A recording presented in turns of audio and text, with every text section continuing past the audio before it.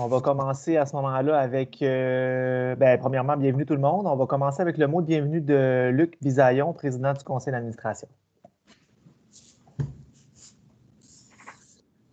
Donc, est-ce que tu m'entends, Jonathan? Oui. Oui, c'est bon. Alors, bon matin à tous. Merci d'être là ce matin. Ça nous fait une belle petite période de socialisation ensemble ce matin pour parler d'un sujet bien positif, un sujet que Nicolas et l'équipe de la FNQ ont travaillé main dans la main avec tous les intervenants ou une grande partie des intervenants dans notre monde de la natation. Donc, je suis bien heureux de pouvoir donner le support du conseil également sur cette initiative-là. Et puis, on a bien challengé l'équipe. Donc, je suis bien content des résultats jusqu'à maintenant. Donc, bonne présentation, Nicolas. Puis, à toi la parole. Merci, Luc. On va passer, en fait, avant que je prenne la parole, on va passer à Isabelle Ducharme, la DG de la Fédération de natation du Québec, qui aimerait faire une petite parenthèse. Bonjour tout le monde, merci d'être là, merci d'être en grand nombre. On voit là, qu'il y a toujours un dynamisme dans notre milieu et ça, j'en suis très fière. Je trouvais important de vous parler ce matin, de vous donner un petit 5 minutes là, de la situation du retour à la piscine où on en sommes rendus dans nos démarches. En fait, actuellement, vous avez vu dans les journaux comme moi, là, il y a des messages d'espoir au niveau du ministère qui dit que le sport va pouvoir reprendre bientôt. Cependant, il faut mettre des petits bémols à ces messages d'espoir-là. Je vous explique. Actuellement, à la Fédération, on siège sur les comités au niveau national avec Natation Canada pour voir comment on va prendre la reprise à travers le Canada. Je siège aussi sur des comités avec les responsables aquatiques, avec les 5 fédérés aquatiques, où actuellement, on est en train de regarder là, quels seront les plans de retour à la piscine, mais en tenant compte de l'ensemble des activités aquatiques et des enjeux qu'on va être confrontés, en fait, au fur et à mesure qu'on va vouloir relancer l'activité. Je vais vous en faire un résumé par la suite. Et on siège aussi sur des comités à laquelle, dans le milieu du sport, on est en train de mettre en place là, une structure de relance pour l'ensemble des sports au Québec et qu'on est connecté directement avec le cabinet de la ministre et on fait des représentations directement à la ministre pour pouvoir être sûr que le sport ne passe pas en 3e et 4e et en 5e vague comme dans plusieurs plans de relance à travers le Canada ou qu'on a vu là, au niveau de la Saskatchewan ou du Nouveau-Brunswick. Il y a beaucoup de démarches politiques, beaucoup de démarches administratives que nous sommes en train de faire là, pour s'assurer qu'on soit bien positionné dans l'échiquier de la relance du sport au Québec. Au niveau de la piscine, précisément, ce qui nous concerne à nous, la relance sera un défi. Une des premières questions qu'il faudra répondre avant de penser de rentrer dans une piscine, c'est à savoir est-ce que les sauveteurs pourront faire une réanimation cardio-respiratoire? Actuellement, les ambulanciers n'en font pas actuellement dans le milieu.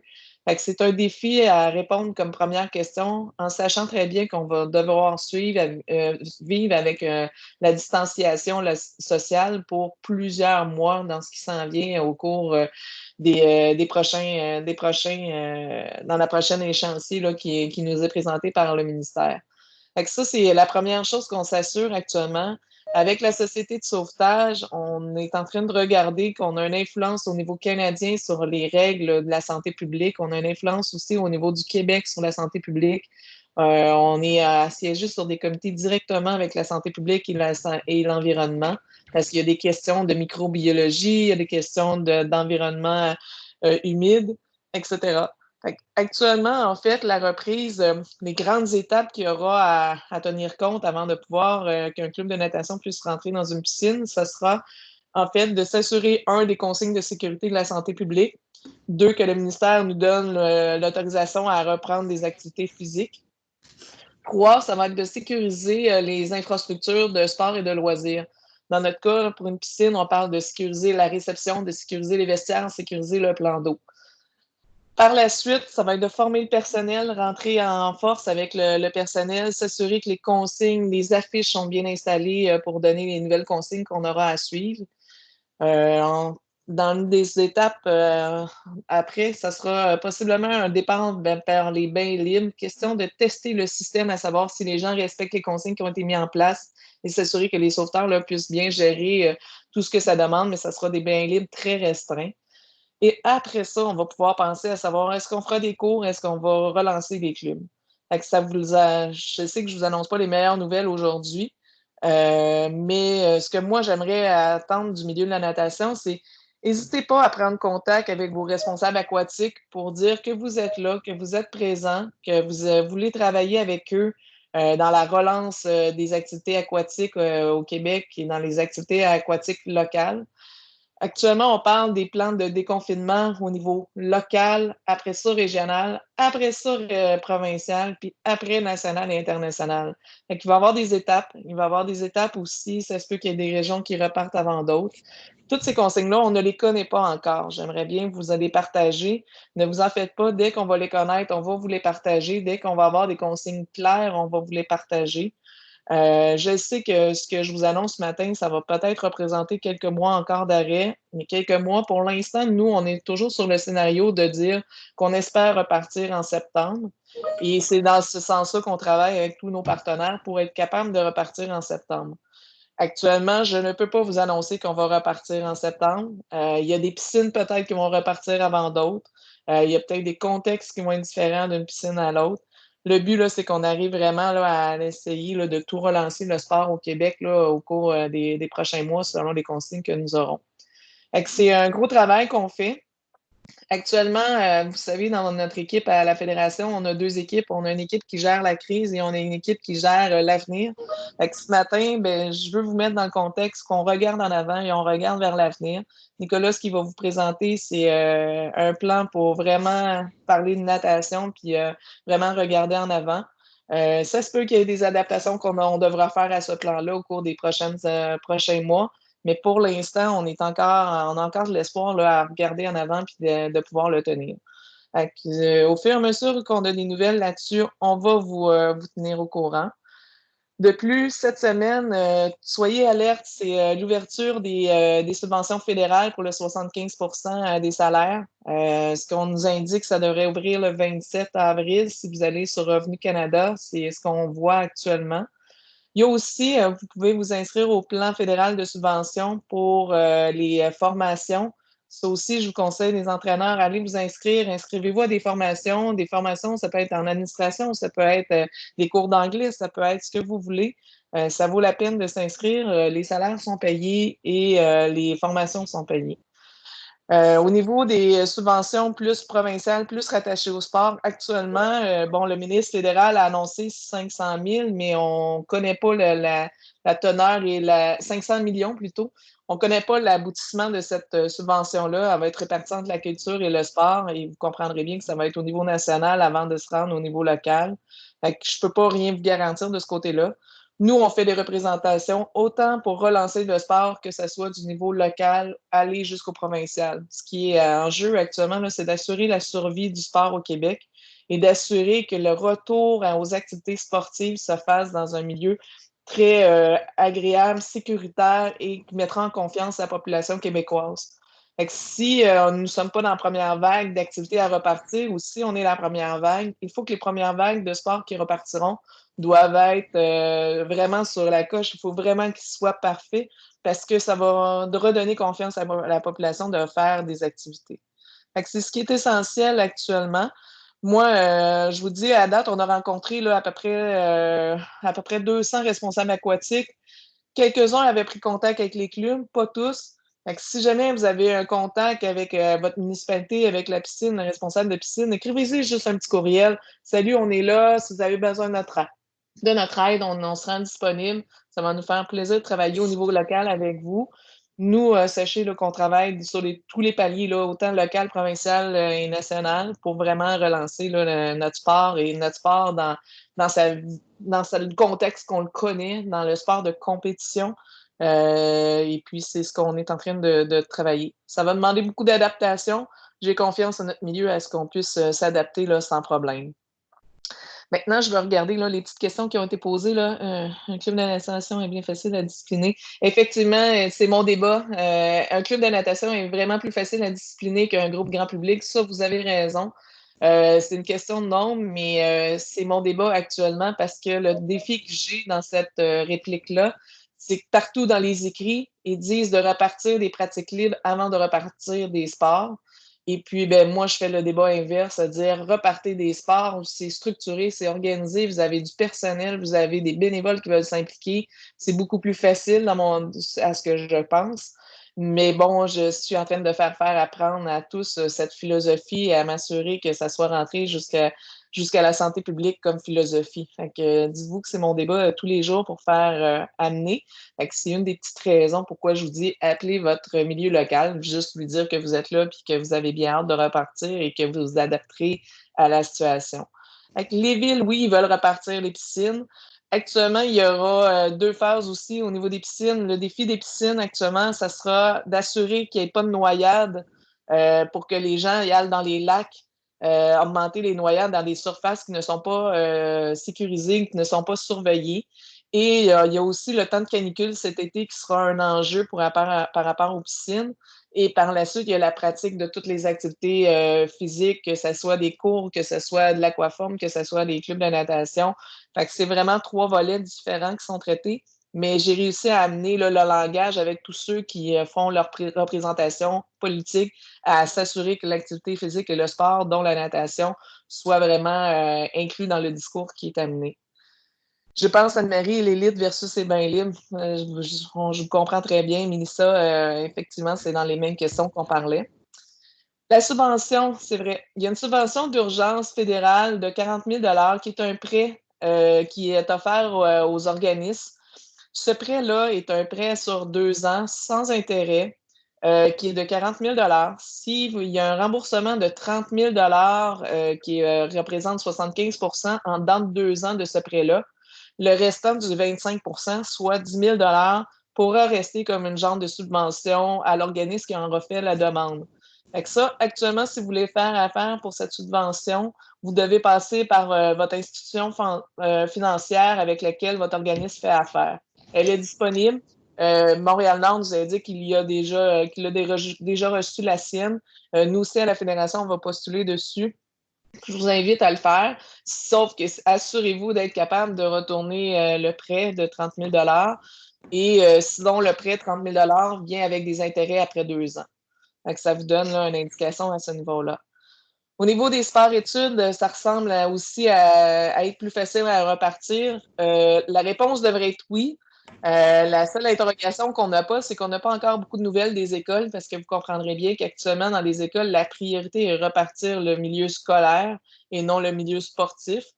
Ils sont vraiment à pied d'acharnement là, pour repartir ce côté-là.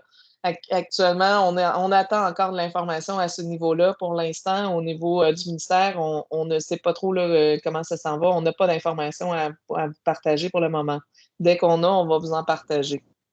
Effectivement, Martin, ce n'est pas le prêt de 40 000, c'est vraiment un prêt. Le restant, en fait, c'est de vous exempter de rembourser le restant du 10 000, qui ne s'appelle pas une subvention, mais qui fait, en fait, là, c'est plus pour imager, pour que vous compreniez que finalement, vous avez une portion à pas rembourser qui reste au niveau du club. Il va falloir travailler fort contre les autres sports intérieurs et extérieurs. Actuellement, en fait, je siège sur des comités qui lancent vraiment le milieu sportif. Je suis parmi les 3 leaders des directeurs généraux du milieu du sport pour faire des représentations au niveau de la ministre et au niveau du cabinet. Fait que je peux vous dire que je m'assure qu'on ait notre place dans la natation à ce niveau-là. Il n'y a pas actuellement de question de jouer du coude. Actuellement, c'est une question de services essentiels versus les activités versus les ressources qu'ils vont être capables de mettre pour relancer les activités. Actuellement, on a parti un comité de relance avec 4 sous-comités, un qui est sur la santé, un qui est sur les ressources humaines et financières au niveau de tous les organismes du palier local au provincial, un qui est sur les communications, s'assurer d'avoir un plan de communication à travers le Québec au milieu sportif, et un autre sur la vision à long terme pour venir voir venir là, les années 2, 3 suite après la crise. C'est les démarches là, qui sont entreprises. Il y a aussi eu un sondage dans le milieu sur les conséquences sur le milieu loisirs, plein air et sport. Il y a 40 clubs de natation qui ont répondu. Merci à ceux qui ont répondu. Les chiffres ils sont alarmants, les chiffres sont énormes. Ça a fait bouger beaucoup et réveiller beaucoup le niveau ministériel. Donc ça va nous aider là, à avoir beaucoup de données là, pour pouvoir poursuivre notre élan là, vers la relance. C'est ce que j'avais à vous dire ce matin. Écoutez, je serai avec la UNQ jeudi dans la première heure de la rencontre de 10h à 11h avec les entraîneurs, avec Nicolas. On sait que la UNQ nous a consacré un temps pour répondre aux questions sur la structure de compétition, mais je prendrai un 15 minutes à cette rencontre-là si vous avez encore des questions, si vous voulez avoir plus de précision pour les entraîneurs. N'hésitez pas à préparer vos questions. Nicolas va vous dire comment faire tantôt là, pour les acheminer. Et puis, ça me fera plaisir là, de repousser plus en profondeur les sujets. Fait que ça vous donne l'heure juste actuellement. Dites-vous qu'on ne vous oublie pas, on travaille fort, on s'assure que notre sport soit vraiment bien positionné. Mais il y a encore des défis à relever, des questions à répondre. Et je sais que quand on va repartir, vous allez être là. Et puis, je sais qu'on va bien repartir de notre côté et on va faire là, pour pouvoir tout faire pour relancer notre sport là, comme il se doit. Au niveau de l'eau libre, il y a encore aussi les mêmes questions qui se posent à l'intérieur. Actuellement, il faut juste rajouter la différence entre un eau chlorée et un eau non chlorée. C'est une question qu'on a actuellement. Tout ce qui est relancer le sport par petits groupes, effectivement, c'est ce qu'on recherche. La seule question qu'il faut avoir de la santé publique, c'est que représente le mot rassemblement. Si vous écoutez bien les médias, actuellement, un rassemblement, c'est 2 personnes, donc, ou pas personne de la même famille. Donc, actuellement, on n'a pas l'autorisation encore de faire des activités ou de pratiques libres à ce niveau-là. Fait que ça aussi, ça sera des démarches dès qu'on va avoir des informations à ce niveau-là. Dès qu'on peut reprendre un petit espoir à mettre un pied à quelque part dans une surface aquatique, là, dans une surface d'eau, on va le faire. Si aussi on peut vous donner des consignes pour des dry-land, donner des consignes pour faire des activités de plein air ou faire d'autres activités, si jamais on ne peut pas rentrer en piscine, c'est ce qu'on est en train de regarder là, au complet. Donc voilà, c'est le mot que j'avais besoin de vous dire ce matin. Je ne suis pas là le plus positif, mais il y a de l'espoir. Puis Nicolas va vous donner notre plan de match pour pouvoir bien rebondir l'année prochaine. C'est bon? Donc, merci beaucoup tout le monde. Merci Isa. Eh bien, on va pouvoir aller de l'avant. Qu'est-ce que vous en pensez? 9h22. Si on veut terminer dans les temps, on va être obligé de couper avec la période de questions-réponses. Moi, je vais vous expliquer comment ça va se passer. Dans notre rencontre, là, ce matin, c'est sûr, hein, je vais beaucoup parler. Je vais quand même essayer de garder un petit œil là, sur le chat. Mais l'essentiel des questions-réponses vont être débattues lors de la rencontre de la UNQ jeudi matin. Donc là, je parle, je vais vous envoyer, je vais vous communiquer quand même pas mal de nouvelles informations. On va vous envoyer par courriel aussi du matériel, le PowerPoint présenté tantôt, probablement comme la première version du guide technique en relation avec ça, avec la nouvelle structure. Et puis, ça va vous prendre un petit peu de temps quand même pour emmagasiner tout ça, pour vous faire une tête. Et puis, une fois que ce sera fait, voilà, je pense que ce sera plus pertinent de répondre et d'échanger à ce sujet-là. Alors, si vous le voulez bien, on va commencer. Est-ce que c'est correct? Est-ce que vous voyez bien Nico, oui, on voit pas le bon écran, par exemple. Mais là, on fait stream. Oh, ça commence bien. On voit ton écran double.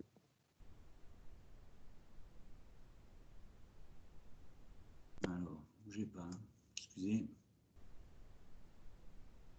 Ah, c'est toujours comme ça. Hein. On a fait 14 répétitions. Ça fonctionnait bien dans les 14 répétitions.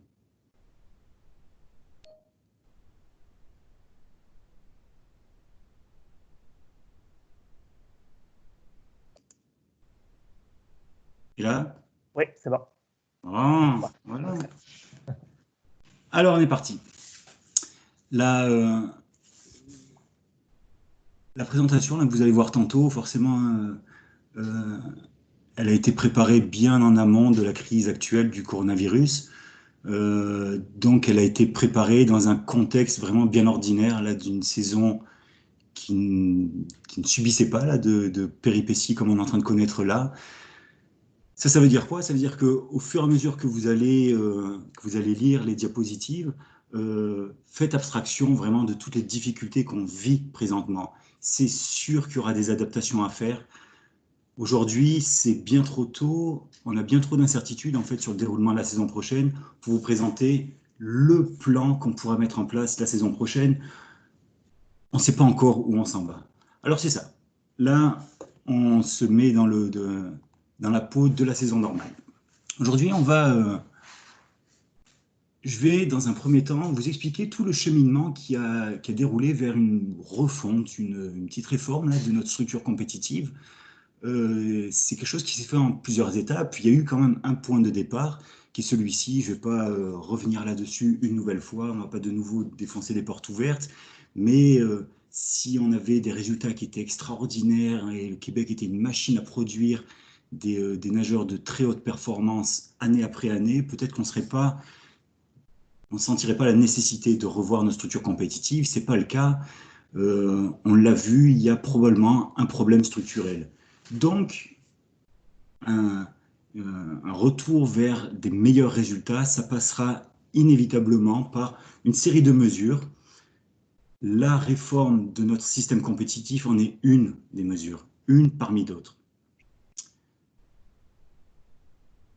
Notre objectif, c'est que la structure compétitive provinciale, elle reflète nos ambitions et qu'elle s'enligne sur le plan stratégique 2024 de la fédération. Dans notre processus de réflexion, il y a eu forcément une analyse statistique de nos résultats que je vous avais présenté en septembre. Consultation du terrain, ça a été une part très importante du processus de réflexion. Toutes les discussions, mon petit carnet gris que je traîne toujours sur moi, là, de compétition en compétition, c'est une source quasiment inépuisable de bons conseils. Comparaison avec d'autres sports pour comprendre les réalités et les structures des sports de masse. Consultation auprès de Natation Canada. Alors même si eux, ils n'ont pas la vision, ils ont une vision très globale, puisqu'ils sont à la tête d'un pays, pas d'une province, ils ont quand même comme des avis et toute une expertise sur le développement du nageur. Un lac à l'épaule, dont on parlera un tout petit peu plus tard, là, qui a été une part très très importante de ce projet-là, puisque nous avons réuni 9 entraîneurs d'horizons divers qui se sont vraiment penchés pour un intérêt collectif commun, très intéressant. Et puis, ce projet-là, au fur et à mesure qu'il a avancé, qu'il commençait à être abouti, il s'est fait challenger auprès d'entraîneurs dans des compétitions, auprès du personnel de la FNQ, des administrateurs de la fédération, du comité provincial des officiels pour regarder la faisabilité du projet. Donc aujourd'hui, ce projet-là, il a été challengé à fond, ce qui me donne quand même pas mal confiance dans sa qualité. Le lac à l'épaule, on ne va pas y passer trop longtemps, mais juste pour que vous voyez un petit peu les expertises là, qui se sont vraiment penchées très fort là-dessus, sur ce projet. Guy Dorion de Hippo, Alex Gendron, Martin Gingras, Brian Kelly, Charles Labrie, Guillaume Mecteau, Marc-André Pelletier, Claude Saint-Jean, Alexandra Tessier. Ça fait quand même un beau panel de cerveaux qui avaient eu à traiter avant, en amont du lac à l'épaule. En fait, en réalité, il y avait peut-être une trentaine de sujets, parce que là, ils sont résumés en 10, mais chaque sujet avait comme ses petites sous-sections. Mais l'idée, c'était que, avant de penser et de faire la critique de notre système compétitif actuel, on essayait vraiment d'avoir le portrait le plus global.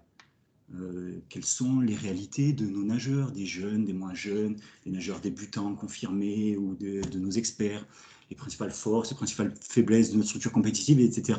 On a un petit peu la dizaine de projets qui ont tous été exposés, qui ont été débattus et qui ont servi de point de départ à notre réflexion à la fin de notre lac à l'épaule. On a pu se regarder dans les yeux, se taper dans la main, un consensus était trouvé.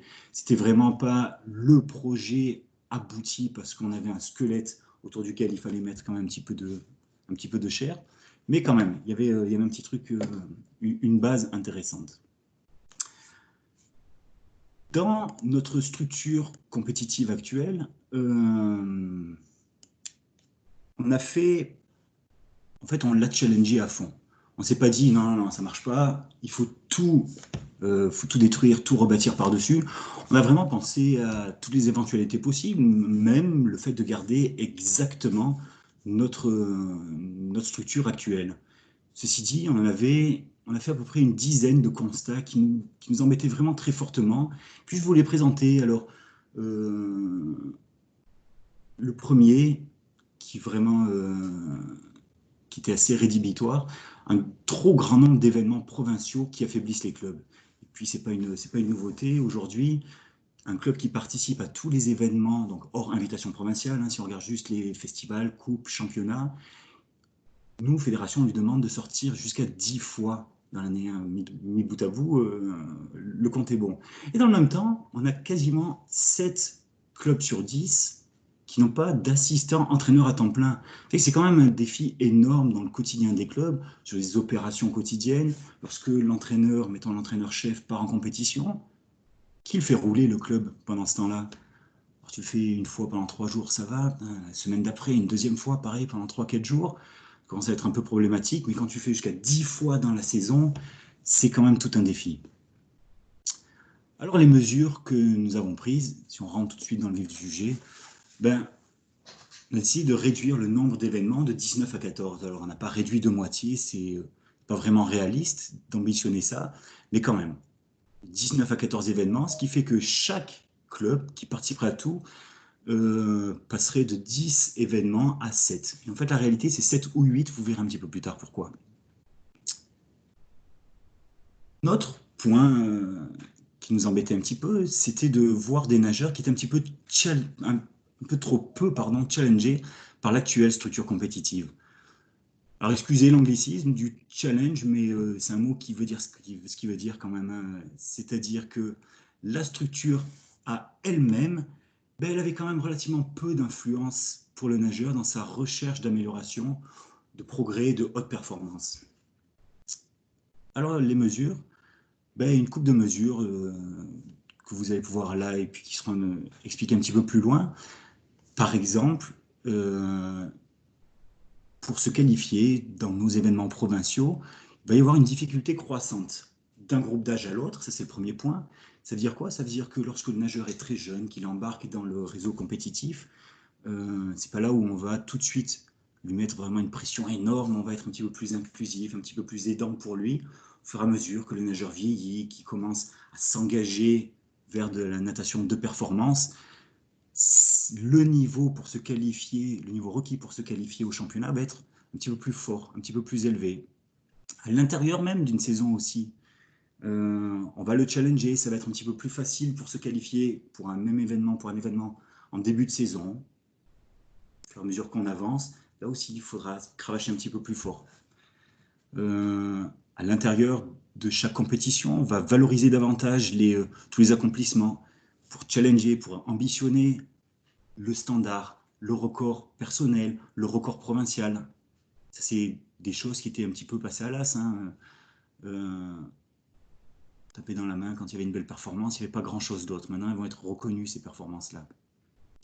Un classement provincial des clubs qui, lui aussi, va, je pense, contribuer à titiller un petit peu l'orgueil des clubs pour l'idée de bien figurer là-dedans. C'était quelque chose qui m'embêtait un petit peu de voir qu'il y avait vraiment un gros souci compétitif dans le festival par équipe et que cette compétitivité-là disparaissait un petit peu dans les autres événements provinciaux qui étaient un petit peu un non-sens. Donc ce classement provincial des clubs, j'espère qu'il va remettre un petit peu le goût de la compétition, le goût de l'orgueil et le goût de bien faire dans nos événements. Là, je lance un premier gros pavé dans la mare. Une alternative à l'excellence provinciale trop confortable et tentante. Ça veut dire quoi? Des valorisations probablement incohérentes dans notre structure actuelle.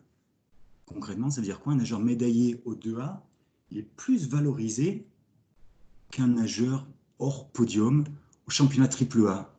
Et ouais, forcément. Au championnat AA, il gagne sa médaille d'or, le nageur, il a le titre de champion provincial. Alors que le niveau, on l'a vu, j'ai regardé un petit peu les statistiques, le champion du 2A, sur un 200 mètres libre, j'ai pris vraiment des épreuves au hasard, celui-là il est quand même assez éloquent, il est classé après la 50e place provinciale. Et pourtant, lui, il a le titre de champion provincial.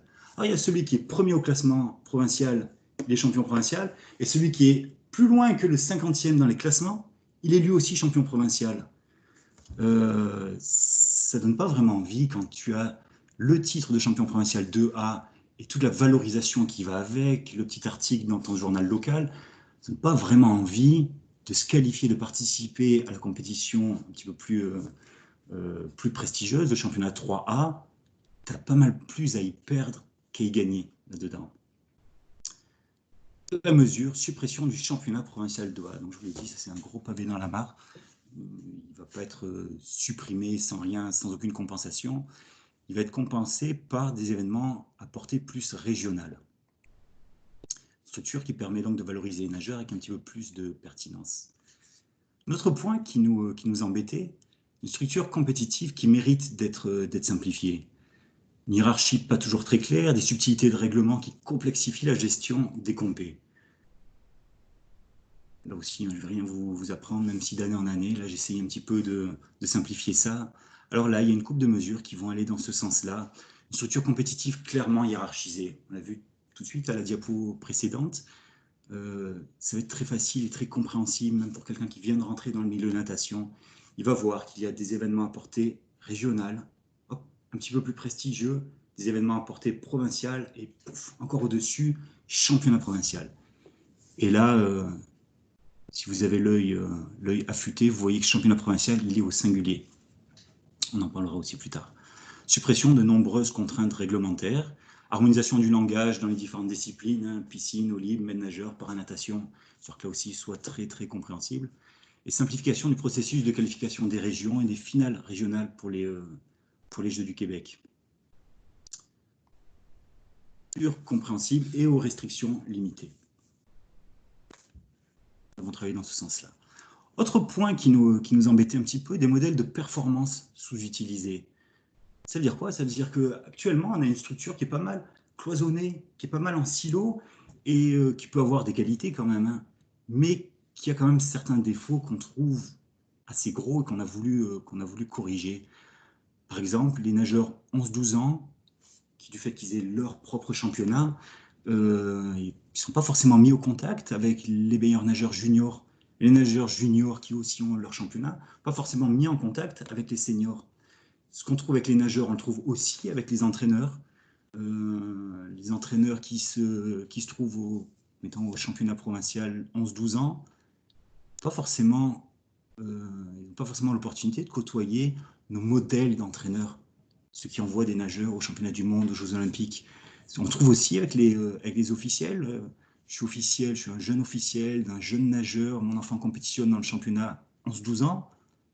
Et là aussi, je suis quand même moins exposé dans des compétitions d'envergure et avec des officiels qui ont toute une expérience de laquelle je pourrais apprendre. Alors, des mesures, un décloisonnement des compétitions qui semblait vraiment important dans le but vraiment de mettre la transmission des savoir-faire au centre de notre structure compétitive.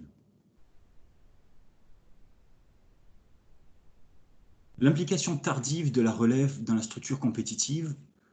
J'ai encore un pavé là sur moi et bam, un autre pavé dans la mare que je lance. Aujourd'hui, l'entrée des nageurs dans la structure compétitive provinciale à 11 ans est trop tardive. Et c'est vrai, hein, il n'y a pas vraiment de prise en charge des nageurs 10 ans et moins par la fédération. C'est les régions qui s'en occupent, mais avec des mesures qui sont très disparates d'une région à l'autre.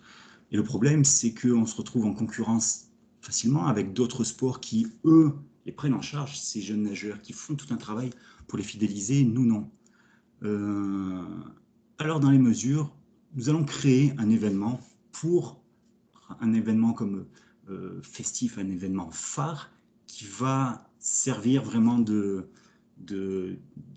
highlight, excusez le mot, dans la saison du nageur, dans le but de fidéliser les nageurs, de fidéliser les parents, de prendre des premiers contacts avec eux, leur donner le goût de rembarquer derrière dans l'année suivante dans notre natation.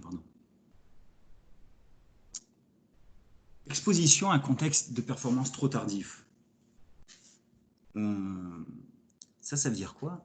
Ça veut dire qu'aujourd'hui, nous avons un championnat 11-12 ans qui est très intéressant, qui est hyper populaire, on l'a encore vécu cet hiver. Mais Mais puis là, vous me craignez un peu, sans doute, hein, si je lance un mais, c'est que ce championnat-là, il a tendance vraiment à les isoler, ces nageurs-là, dans un cocon qui est confortable, qui est agréable, qui est confortable, mais qui a quand même des répercussions qui sont très lourdes. Les répercussions, en fait, on va les trouver plus à long terme. Aujourd'hui, ce championnat-là, il a quelques désagréments. Un, la structure en silo, comme on a vu tantôt.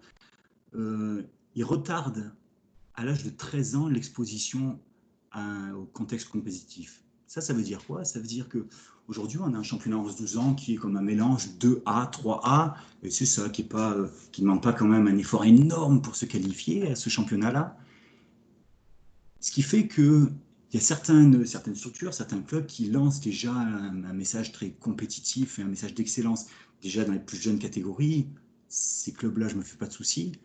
Il y en a d'autres qui se basent un petit peu plus sur notre structure et pour adapter le discours du quotidien à notre structure compétitive. Donc nous, ce qu'on envoie comme message, c'est vous êtes confortable jusqu'à l'âge de 12 ans, par contre, vous commencez à être challengé à partir de 13 ans.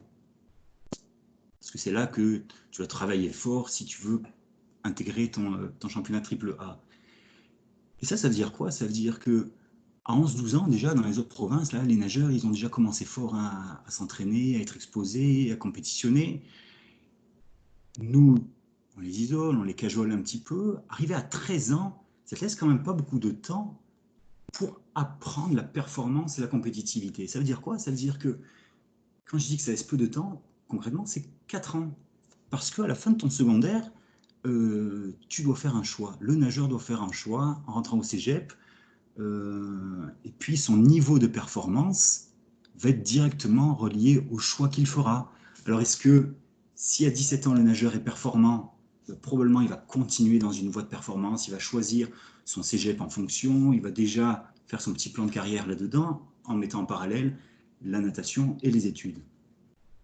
À 17 ans, le nageur, il n'est pas super performant. Ben, probablement, on se dirige tout doucement vers un décrochage ou vers une baisse de l'investissement. Ça veut dire quoi? Ça veut dire que la compétence du nageur à 17 ans, soit on est hyper efficace et on se donne 4 ans pour rattraper le retard par rapport aux autres provinces, soit il faut s'y prendre un petit peu plus tôt. Et puis, c'est plus cette option-là que j'ai choisie, c'est de supprimer ce championnat en 12 ans. Alors, ça m'a fait un petit peu mal au cœur, parce que je voyais que le championnat était beau, agréable, populaire, mais les désagréments qui sont exposés ci-dessus, je pense qu'ils prennent vraiment le pas par rapport aux avantages que ce championnat-là peut avoir.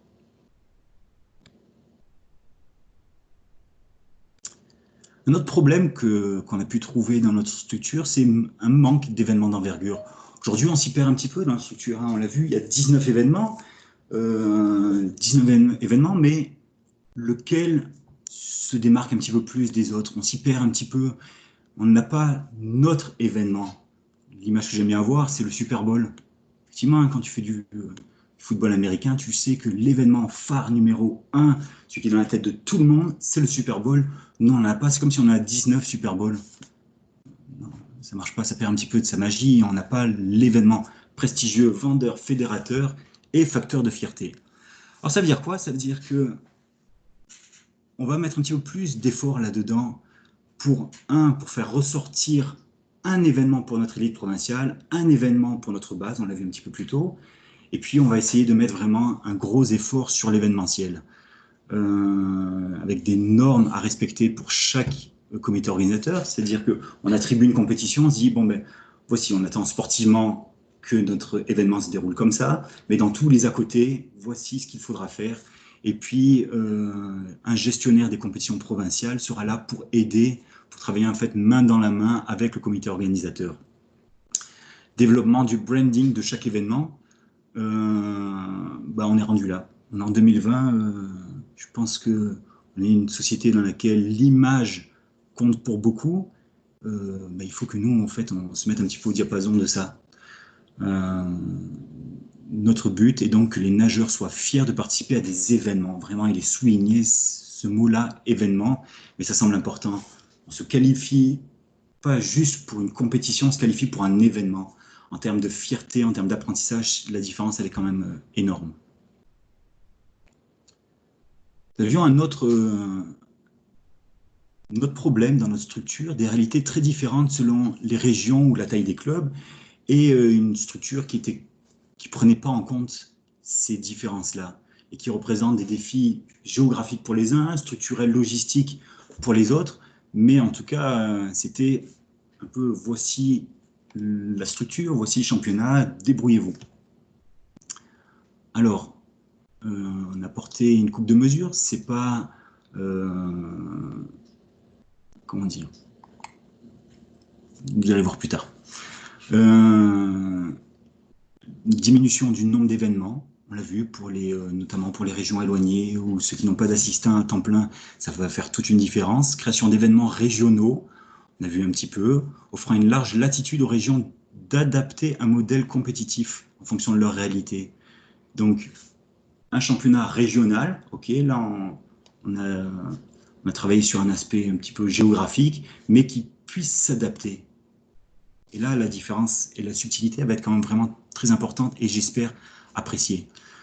Et des mesures prises afin de compléter l'expérience compétitive et rentabiliser les longs déplacements. Pardon. Donc une structure ouverte et à l'écoute des différentes réalités provinciales. Un autre problème qu'on pouvait trouver, c'était un programme junior, groupe d'âge, qui ressemblait très fortement à un copier-coller entre le réseau senior et le niveau junior. Même programme, même règle, vraiment à peu de choses près. C'est un petit peu absurde. Un nageur de 17 ans et moins, il n'a pas les mêmes besoins, la même réalité qu'un nageur universitaire qui est déjà embarqué qui est déjà mature, expérimenté, qui est déjà embarqué à fond dans un système compétitif. Donc, la nouvelle structure compétitive sera un petit peu plus en phase avec le DLTA, le développement à long terme de l'athlète.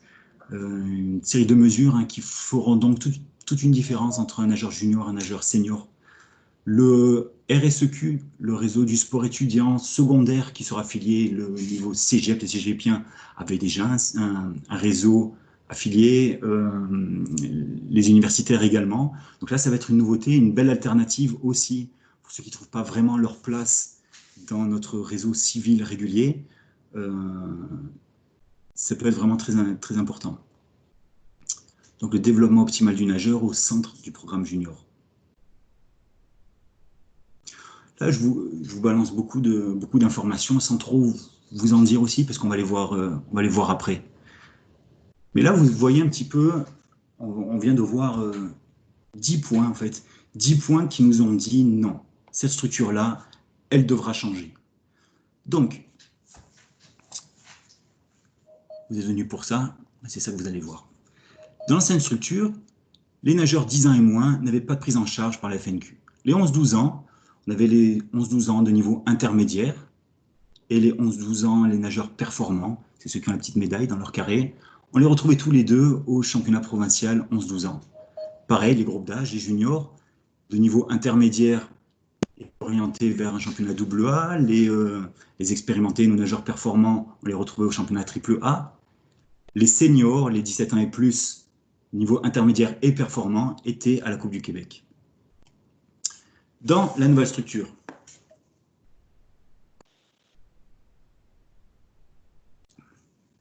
merci de votre patience. Les 10 ans et moins sont maintenant pris en charge dans un événement qui s'appellera la mini-coupe. Mini-coupe, 10 ans et moins, un événement par année. C'est leur Super Bowl à eux. Les nageurs 11-12 ans de niveau intermédiaire et les 13-17 ans de niveau intermédiaire, on va les retrouver dans la Coupe des régions. On l'a vu déjà 2 fois, 2 reprises. L'événement à portée régionale, maintenant il a un nom, c'est la Coupe des régions, dont on parlera un petit peu plus loin. 2 événements par année.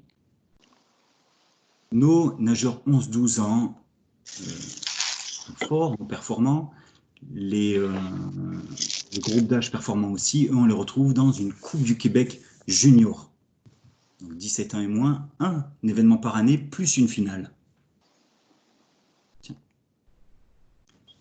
Les 17 ans et plus de niveau intermédiaire, les 17 ans et plus performants et les meilleurs juniors, eux, on les retrouve dans la Coupe du Québec senior.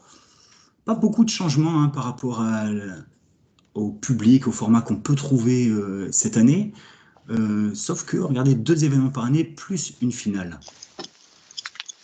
Et donc là, on arrive tout en haut de notre pyramide. C'est notre Super Bowl. Avec les meilleurs 11-12 ans, les meilleurs juniors et les meilleurs seniors dans un événement qui s'appelle le championnat provincial. Et le championnat provincial qui peut être considéré comme une finale de la Coupe du Québec. Toutes les catégories d'âge se retrouvent dans un événement, celui qui sera l'objectif numéro 1 de la saison compétitive qu'on retrouvera en début d'été, qui sera le plus prestigieux, le plus vendeur. Donc voilà, je vous laisse un petit peu de temps là, pour regarder tout ça, pour vous faire une petite tête. Là-dedans, c'est sûr que le championnat provincial, je pense que tout le monde va être bien content d'avoir ça. Coupe du Québec senior, Coupe du Québec junior. Je pense que ça semble bon l'évidence de répartir comme ça la mini-coupe. Je pense que là aussi, ça répond vraiment à un besoin. La Coupe des régions, c'est l'événement qui est peut-être la plus grosse nouveauté et c'est probablement celui qui va être le plus sujet à discussion à l'avenir. Là-dedans, les détracteurs de la Coupe des régions vont retrouver probablement les nageurs qui étaient finalement bien confortables dans leur championnat 2A et qui avaient toute la valorisation qui allait avec leurs accomplissements à l'intérieur du 2A et qui se retrouvent moins exposés finalement. Et alors, c'est là où un nageur moins exposé, soit on va trouver le nageur qui va avoir l'orgueil et la compétitivité de vouloir embarquer dans le niveau supérieur, la Coupe du Québec junior, ou l'autre. Et donc, c'est dans l'autre qu'on risque d'avoir du gros travail, mais du travail à faire pour le vendre, cet événement. Là-dedans, la Coupe des régions, l'idée, c'est pas d'offrir un événement à rabais.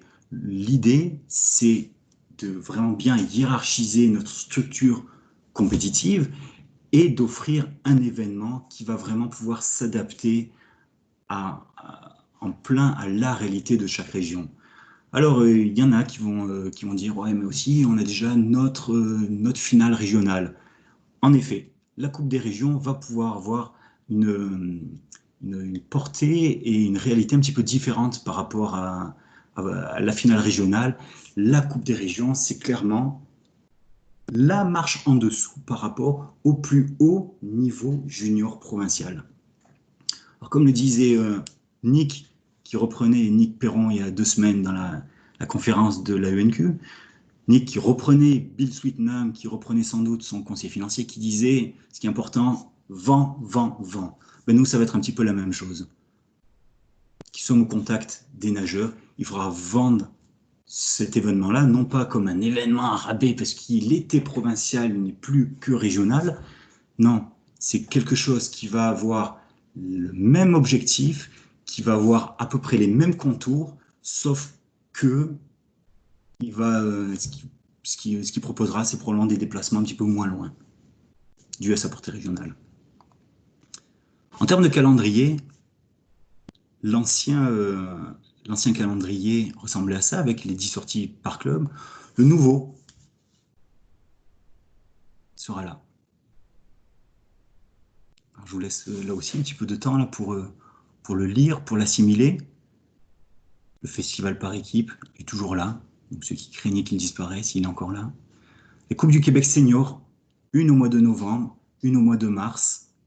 Coupe du Québec junior au mois de mars aussi. Les Coupes des régions, 2 fois situées avant les gros événements provinciaux. Et ce qui fait donc 7 ou 8 sorties par club. Et en fait, quand on les compte là, les événements provinciaux, il y en a 8. La petite subtilité va être dans la mini-coupe, qui est fin mai, qui sera une compétition dans laquelle le nageur ne va pas représenter son club, mais plus sa région. Et ça va alléger aussi les clubs qui auraient aimé participer, qui n'ont pas forcément les moyens au moins humains, de se déplacer, par exemple, 2 fois d'affilée pour une mini-coupe, tout de suite après pour une coupe des régions. Ça veut dire que beaucoup de nageurs pourront participer, mais sans que tous les entraîneurs sans que tous les clubs, se sentent obligés d'envoyer un entraîneur là-dedans.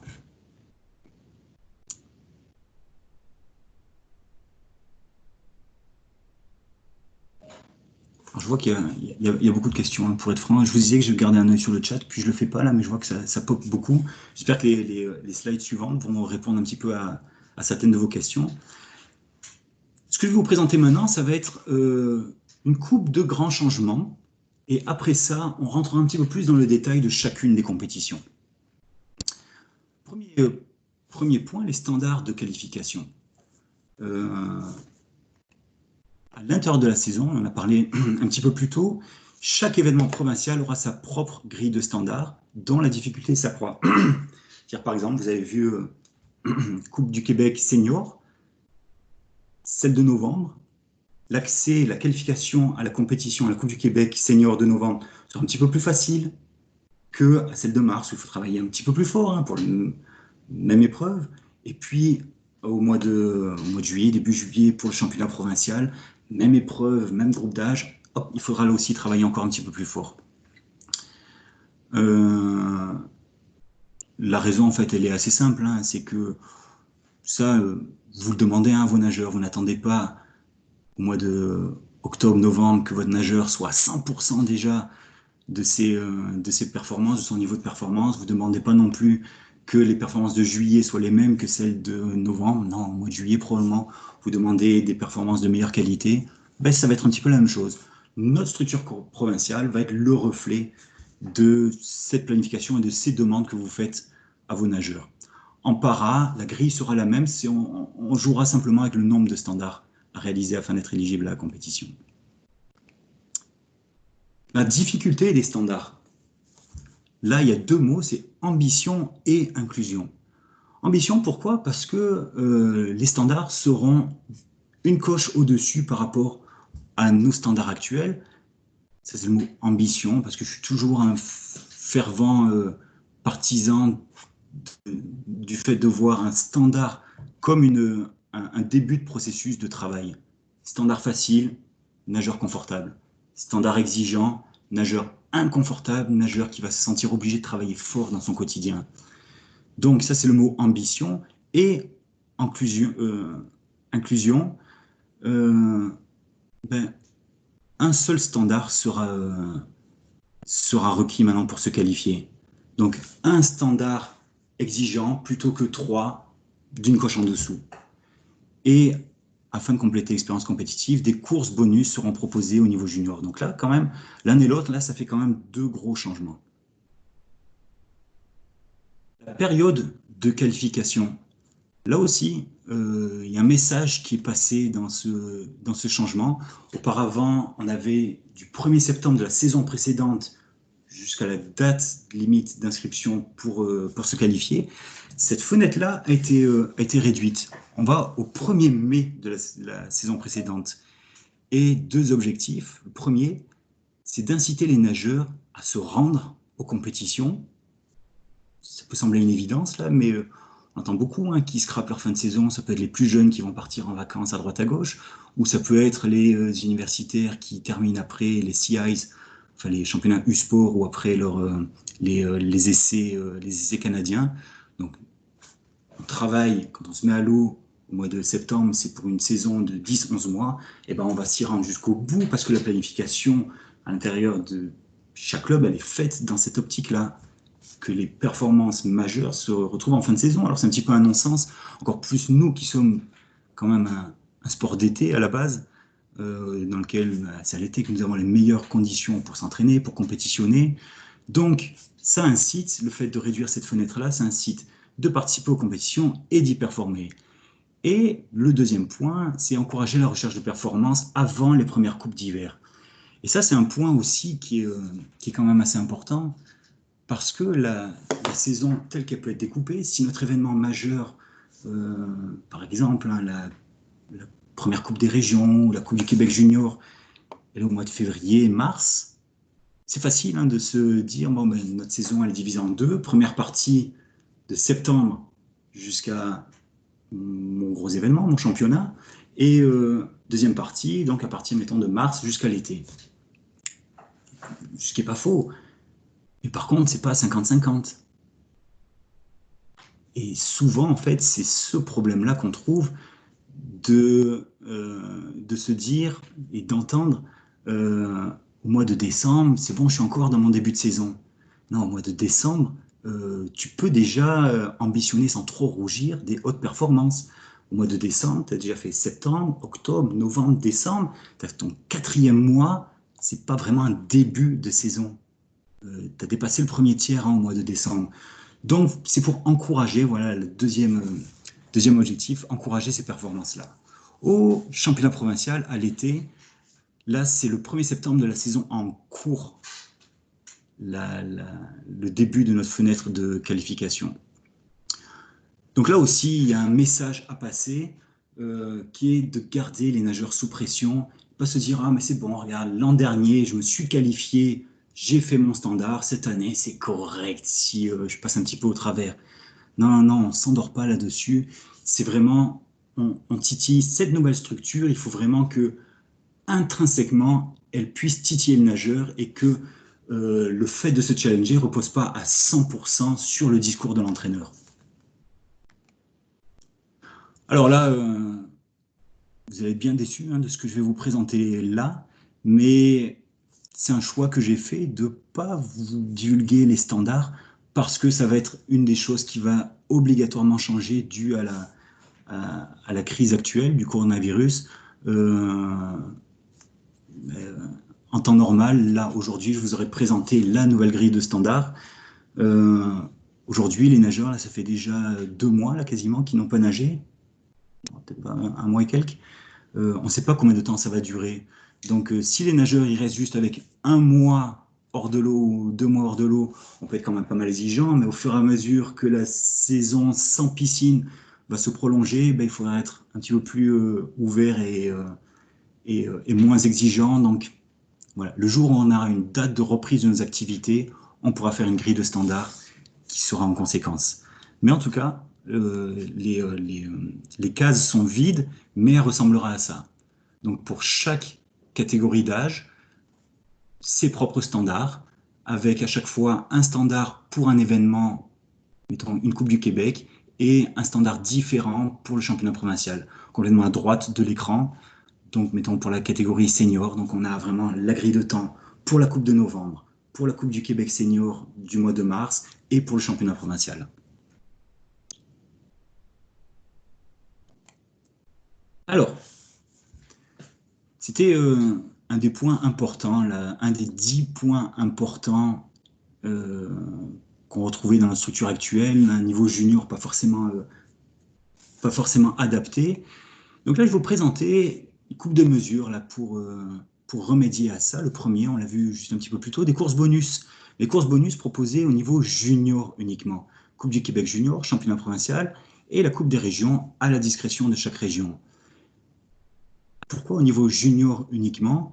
Parce qu'il y a une philosophie à l'arrière de ça qui veut que plus le nageur vieillit, plus il devra s'engager pour rechercher la performance, et plus il va s'engager, moins nous on va lui faire de cadeaux.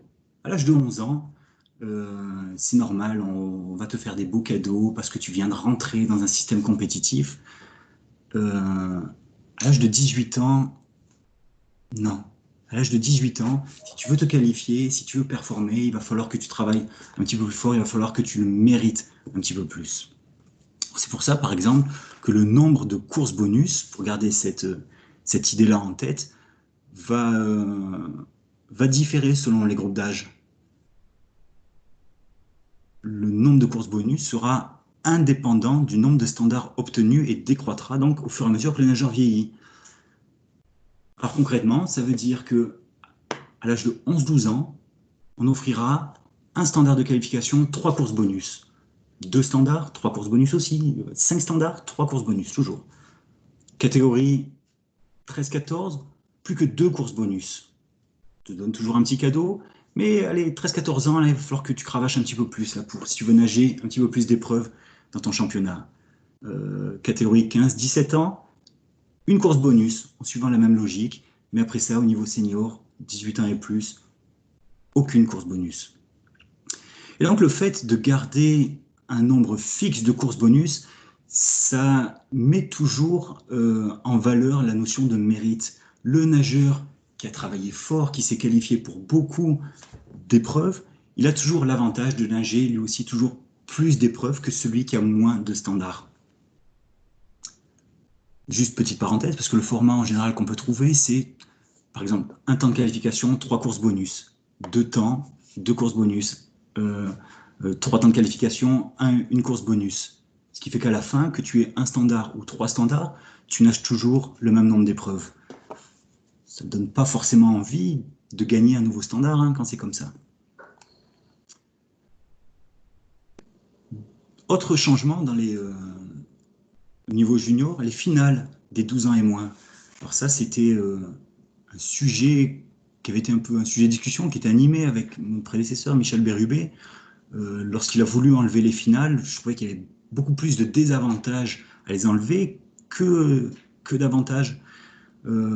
Fatalité, les chiffres lui ont donné raison à lui, puisque il avait fait ça dans l'idée de forcer les nageurs à saisir les opportunités de performance à chaque fois. Il disait, mais avec des finales, les temps des prélims, statistiquement parlant, elles sont toujours très faibles. Par contre, les améliorations en finale sont toujours très fortes. Lui, il disait, alors je supprime la finale, parce que comme ça, il n'y a plus de plan B, il n'y a plus de deuxième opportunité, tu es obligé de saisir ton unique opportunité.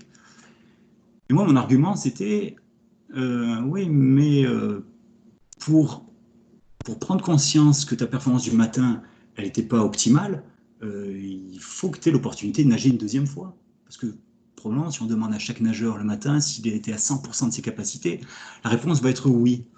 Alors finalement, à partir de la saison prochaine, il y aura comme un compromis entre les deux. Au quotidien, dans les invitations provinciales, pas de finale. Pour forcer le nageur à saisir ces opportunités-là, dans les festivals, coupes, championnats, bref, dans les événements majeurs, oui, il y aura des finales pour apprendre ce que c'est qu'une finale, parce qu'au niveau canadien, il y aura des finales, au niveau supérieur, au niveau groupe d'âge supérieur, il y aura là aussi des finales. Donc voilà, pas dans les invitations, mais oui, elles seront de retour, ces finales-là, au niveau, dans les grands événements. Les 50 mètres de spécialité qui avaient disparu aussi, ils sont de retour. Ils sont de retour sans restriction, sans limitation. On les retrouvera donc dans les Coupes des régions et dans la Coupe du Québec junior. L'idée, c'est que dans le développement du nageur, la vitesse de base, le développement de la vitesse de base est toujours très important. Donc, on sait qu'une des faiblesses qu'on a, c'est de travailler la distance, de travailler le demi-fond. Oui, mais il y a des mesures qui vont venir après pour encourager quand même toujours ce développement-là du demi-fond. En tout cas, le message qui est envoyé là, c'est-à-dire, oui, on voudra travailler le demi-fond, mais on ne va pas faire une croix non plus sur les 50 mètres de spécialité qui sont quand même très importants. Pour la petite parenthèse, ce championnat-là, les 50 mètres de spécialité, dans les Coupes des régions, dans les Coupes du Québec junior, on pourra les nager sans restriction, chaque groupe d'âge aura son standard. Par contre, au championnat provincial, en fin de saison, il y aura un seul standard pour les 50 mètres de spécialité qui sera un standard senior.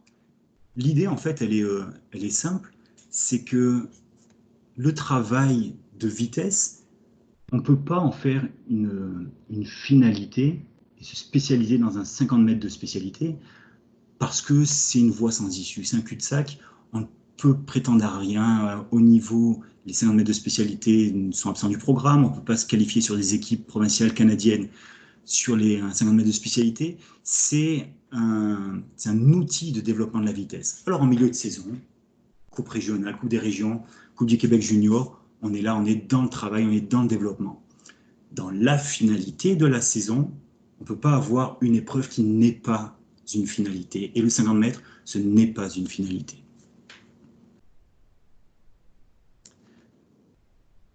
Alors, notre spécificité du niveau junior, c'est une pondération des pointages, là aussi pour s'aligner avec un développement optimal de notre athlète.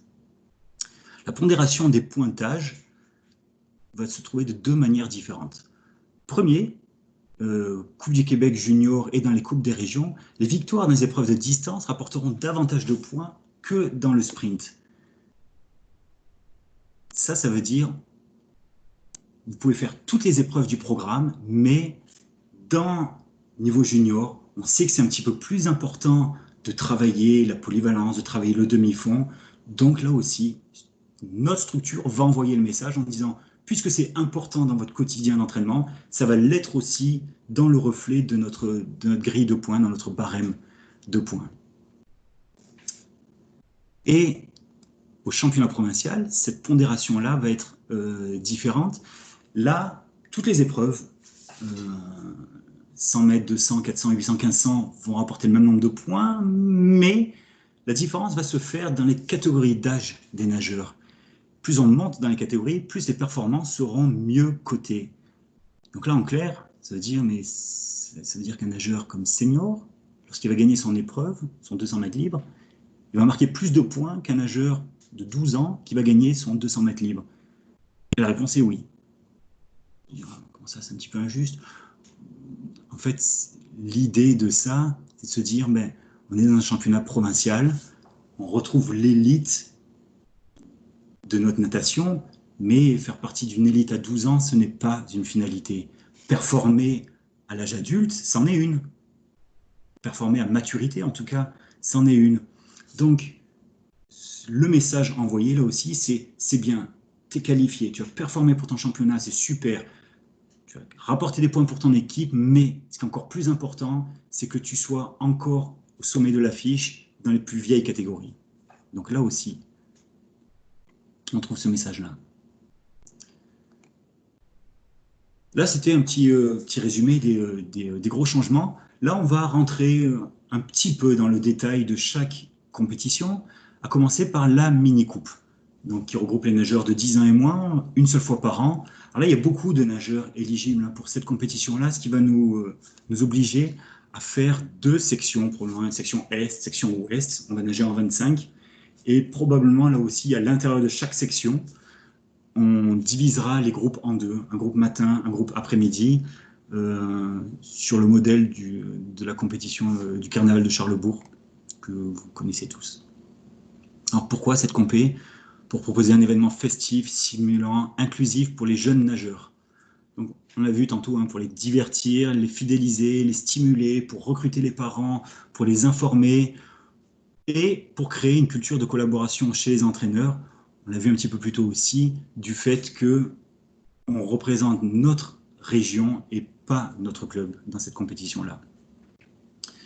Le choix de la date, vous l'avez vu dans le calendrier, là c'était à la fin du mois de mai, avant les examens scolaires, proche de la fin de saison quand même pour pouvoir en faire un objectif d'année, et surtout avant que les sports d'été ne commencent. Parce qu'on sait que ce public-là est encore hyper concerné par le multisport, on ne veut pas brider ça, on sait que c'est très important, on ne veut pas que le nageur il ait forcément un choix draconien à faire entre commencer sa saison de soccer ou participer à l'événement numéro 1, celui pour lequel il s'entraîne depuis le mois de septembre. Donc, à savoir, quelques points comme ça. Donc, les nageurs représentent leur association régionale. Chaque association sera libre d'établir ses propres critères. Donc, si vous voulez la rendre hyper élitiste, vous pouvez. Si vous voulez la rendre hyper inclusive, vous pouvez la rendre de même aussi.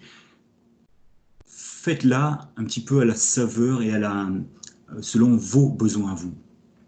Kiosque de présentation aux parents, parallèlement à la compétition, la musique, structure gonflable, l'animation et tout. On veut faire un événement qui va parler aux nageurs 10 ans et moins. La Coupe des régions, qu'il va falloir vendre. Pourquoi cette compétition? Les mots-clés, proximité, formation, développement et rétention. Un événement de proximité pour les 17 ans et moins. Et ça me semble important que ça reste pour les 17 ans et moins. Je vais vous expliquer pourquoi. Parce que c'est un événement, vous l'avez vu juste au-dessus, la proximité formation, développement, rétention. C'est une coche en dessous de la Coupe du Québec junior, ce qui fait que c'est là-dedans qu'une énergie énorme, dans ce public-là, qu'une énergie énorme doit être mise pour un bon développement des athlètes. Et imagine, hein, je suis une association régionale, je n'ai pas énormément de nageurs éligibles peut-être pour cette compétition-là. J'ai pas envie que ma relève représente ça du public présent à la compétition et les nageurs 18 ans et plus représentent tout ça. Alors j'aurais eu l'impression d'avoir beaucoup de monde à la compétition, c'est génial, c'est un beau succès. Ouais, mais la vérité, c'est que dans ta région, ta relève ne représente que ça, proportion. Et c'est un non-sens. J'ai envie que cette réalité-là, on la voit, et j'ai envie qu'on y mette un effort pour développer le jeune nageur. Donc pas que le nombre de seniors vienne occulter cette réalité-là. Donc accessible pour les nageurs qui n'ont pas atteint leur standard, ou ceux qui l'ont, qui sont éligibles pour la Coupe du Québec junior, et qui veulent se perfectionner et performer sur d'autres épreuves. Le momentum, placé dans la saison comme il est, va être bon aussi pour ambitionner des performances. La date, à chaque fois avant les événements provinciaux, avant la Coupe du Québec junior à l'hiver, avant le championnat provincial d'été, pour se servir de cette compétition-là comme un tremplin, qu'on puisse se qualifier dans la Coupe des régions pour le gros événement provincial derrière. Alors là-dedans, je vous l'ai dit tantôt, il y a une latitude énorme qui sera laissée à chaque association régionale pour organiser sa propre Coupe des régions. D'ailleurs, on parle bien d'association régionale, on ne parle pas de région Jeux du Québec, association régionale. Alors, on laisse de la latitude, ça ne veut pas dire qu'on vous pitch ça en disant, bon ben regardez, voici votre nouveau bébé, organisez-vous comme vous voulez. Non. Chaque comité organisateur travaillera main dans la main avec la fédération et nous, on pourra fournir comme un package complet avec des conseils, mais plus concrètement des fichiers Meet Manager, des invitations à la compétition, tout un support organisationnel et logistique possible pour que la compétition soit la meilleure possible. Et pour vous donner un petit portrait, là-dedans, la part qu'imposera la fédération ou les contraintes imposées par la fédération seront quand même assez minimes par rapport à tout ce qui sera possible de faire et de faire différemment d'une région à une autre. Alors, regardez, critères laissés à la discrétion de chaque région, la possibilité de faire des regroupements de régions. C'est-à-dire qu'on a 11 associations régionales au Québec, on pourrait très bien avoir 11 coupes des régions différentes. Ou 10, s'il y a deux régions, deux associations régionales qui décident de fusionner pour un événement. Ou 9, tiens, s'il y en a un qui se greffe, hop, hop, hop. Ça se pourrait très bien qu'on n'en ait que 2 finalement. En tout cas, ce sera votre choix à vous, selon votre réalité. Donc de vous regrouper ou pas, des critères d'admissibilité, est-ce que c'est barre ouvert ou est-ce que vous mettez des standards faciles, des standards durs, des standards sur 200, 400 livres, 200, 400 QN si vous êtes nostalgique. Bref, vous faites un petit peu ce que vous voulez. Durée de la compétition, format des finales, il y aura des finales, ça va être imposé par la Fédé. Mais si vous voulez faire des finales A, B, C, D, faites des finales A, B, C, D. Nous, on voudra au moins qu'il y ait des finales A. Catégorie spécifique à la para, faites comme vous voulez, des épreuves bonus, comme vous voulez. Des récompenses individuelles par équipe, vous faites un petit peu comme vous voulez. On vous aidera là aussi dans cette démarche-là, mais un petit peu comme bon vous semble. Restriction d'épreuves éventuelles. À l'intérieur de chaque région aussi, de se dire, bon maintenant, un nageur Coupe du Québec junior qui est qualifié, non, moi je le veux pas. Ou je le veux, mais pas dans les épreuves dans lesquelles il y a ces standards. Ou oui, il peut les faire, mais hors concours. Ou oui, il peut les faire, mais sans restriction. C'est vous qui déciderez selon votre réalité. Et les frais chargés aux nageurs, il y aura les frais fixes réguliers, comme chaque compétition, mais vous mettrez votre propre barème. Alors finalement, ce que la fédération impose là-dedans, l'âge limite, on l'a vu, 17 ans et moins, le programme des épreuves, là aussi un programme complet de 50 à 1005, le barème de classement des équipes, parce que la pondération des pointages qu'on a vu un petit peu plus tôt, elle est aussi très importante dans cette compétition-là qui vise le développement du nageur. Et donc le fait de tenir des finales. La Coupe du Québec junior. Pourquoi cette compé? Donc là, on parle de développement et performance aussi. Proposer un événement prestigieux et stimulant pour nos jeunes nageurs juniors. Alors à savoir, programme complet, là aussi. Une épreuve de longue distance, 3000 mètres. On le verra un petit peu plus loin. La Coupe du Québec senior aussi, systématiquement dans les Coupes du Québec, on retrouvera de la distance. Les nageurs ayant participé à une Coupe des régions sont admissibles sans exception. Finale A et B. Participation des nageurs hors Québec en finale contingentée. Coupe du Québec senior et paranatation. Donc là, on parle de performance, un circuit stimulant pour les nageurs seniors, en leur proposant davantage d'opportunités de compétitionner les uns contre les autres. C'est une demande que les entraîneurs seniors avaient, de provoquer un petit peu plus d'affrontements entre les nageurs seniors. Et la compétition, la première Coupe du Québec senior du mois de novembre, rentre en plein dans cette demande-là. Là. À l'époque, il y avait la Coupe Canada, cette même période-là, qui a disparu. Je pense que ça répond vraiment à un besoin de les faire compétitionner un petit peu plus les uns contre les autres.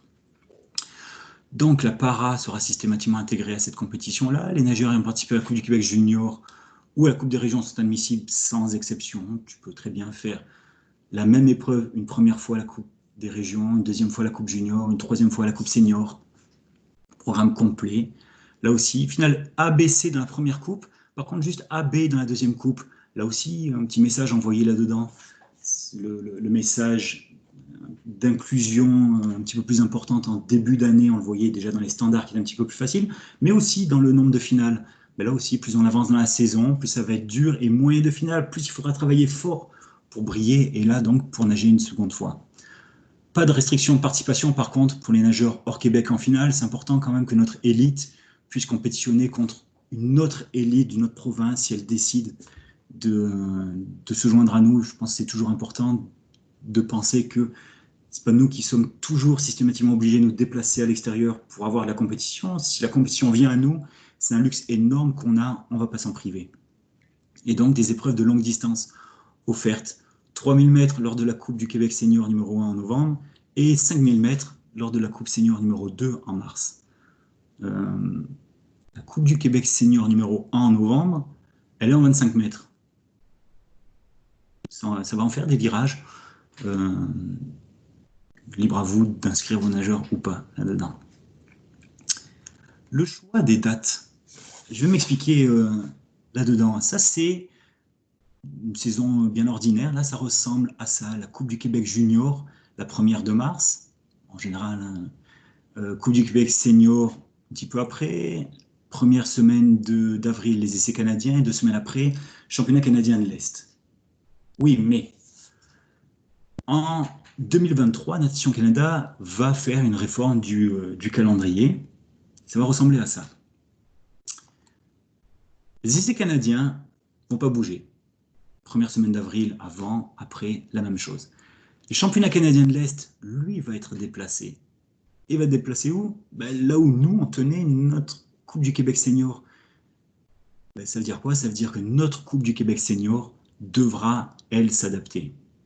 Donc là, la planification qu'on va avoir en 2023, aujourd'hui, en fait, on va garder quasiment la même. Avec un événement première semaine de mars, un événement 2 semaines après, un autre événement 2 semaines après. Donc finalement, aujourd'hui, ce qu'on fait, c'est qu'on anticipe, on se prépare pour l'avenir.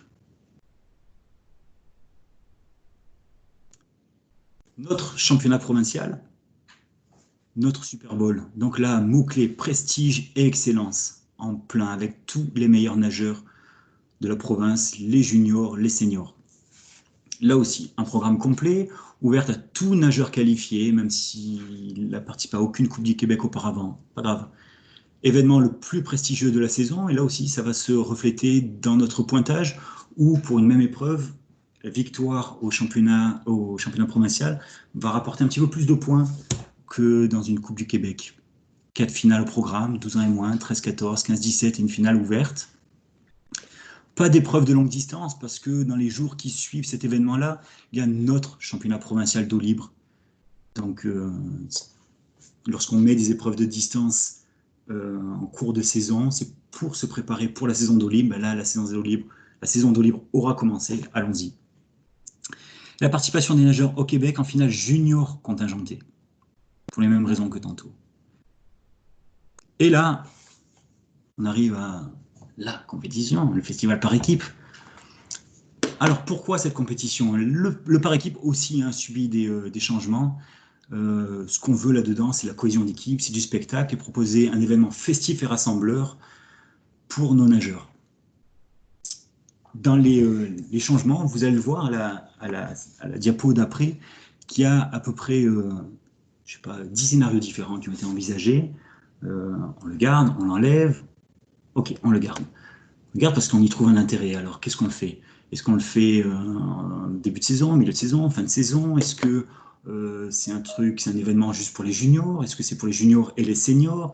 Est-ce qu'il faut le rendre élitiste ou est-ce qu'il faut le garder très ouvert? Est-ce qu'il est court, il est long, bref. Alors aujourd'hui, à partir de la saison prochaine, si tout va bien, le festival par équipe ressemblera à ça. Un événement sur 3 sessions.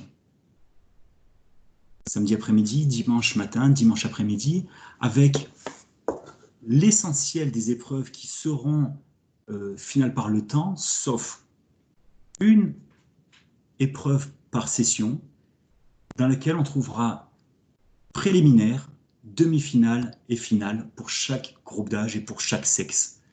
Ça, c'est pour le côté un petit peu spectaculaire. Une emphase aussi qui va être mise sur les relais. On trouvera les relais 8 fois que le monde affectionnait. On le retrouvera là. D'ailleurs, tiens, il y a une petite coquille. Dans la première journée, c'est un relais 8 x 2. C'est pas un relais 4 x 2. Ouais, il faudra que je corrige ça. En tout cas, des épreuves courtes, des épreuves spectaculaires, des épreuves le fun, j'imagine, et une compétition qui va être pas mal réduite, qui va garder son esprit festif, avec un programme novateur, spectaculaire et peu contraignant. Peu contraignant pour les nageurs, pour les entraîneurs, pour les officiels, et regarder un petit peu les différents scénarios qui ont été étudiés là-dedans. La formule actuelle, elle était longue, lourde. En début de saison, les nageurs, ils ressortaient de là, ils étaient maganés, ils poignaient la grippe dans la semaine qui suivait tellement les organismes avaient été sollicités. Donc non, il fallait faire un changement. Au mois de décembre, mais pourquoi pas? Mais le problème, c'est qu'au mois de décembre, il y a déjà des grosses compétitions, notamment Ontario Junior International, qui est comme une compétition phare, et importante, même si elle est à Toronto, elle est importante aussi dans le développement de nos nageurs. Et puis des grosses invitations provinciales. Et ces grosses invitations provinciales, elles ont aussi un intérêt qui est de proposer des finales à beaucoup de nageurs. Donc là aussi, dans notre vision d'être un petit peu plus inclusif en début de saison, plus exigeant en fin de saison, là, actuellement, là, au mois de décembre, il y a des finales A et B à peu près à, je sais pas, au moins dans 5-6 compétitions différentes. Dans le Québec, il faut le garder, ça en fait des nageurs qui sont touchés par le fait de nager 2 fois à un moment de la saison dans lequel ils sont prêts, ils sont affûtés, ils sont motivés. Donc, décembre, non, on n'y touche pas, c'est une belle formule. Au mois de janvier, ça pouvait être intéressant, mais le problème, c'est qu'au mois de janvier, il y a nos meilleurs nageurs qui vont compétitionner à l'extérieur au retour de camp d'entraînement, que ce soit dans les Grands Prix aux États-Unis ou à Toronto. J'imagine que si nous, on met un événement qui est aussi populaire que le Festival par équipe au mois de janvier, le monde n'ira plus compétitionner dans ces gros événements. Ils resteront à la maison. Alors, ok, ça peut être intéressant, mais non.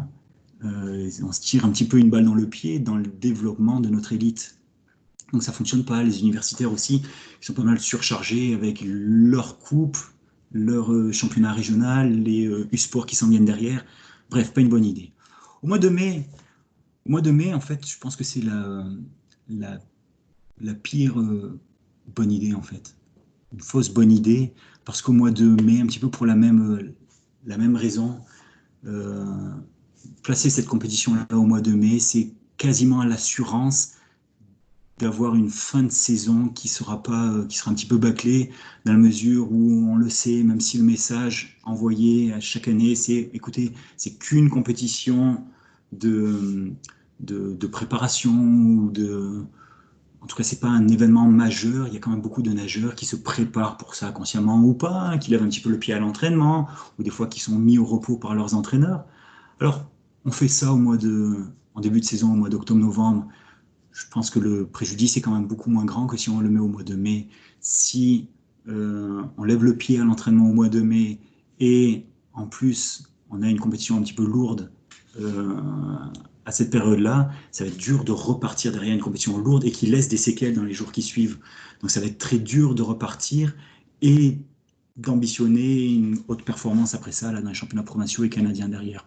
Donc voilà, finalement, l'option qui semblait la plus logique, c'était de garder ça en début de saison, mais avec une formule un petit peu allégée.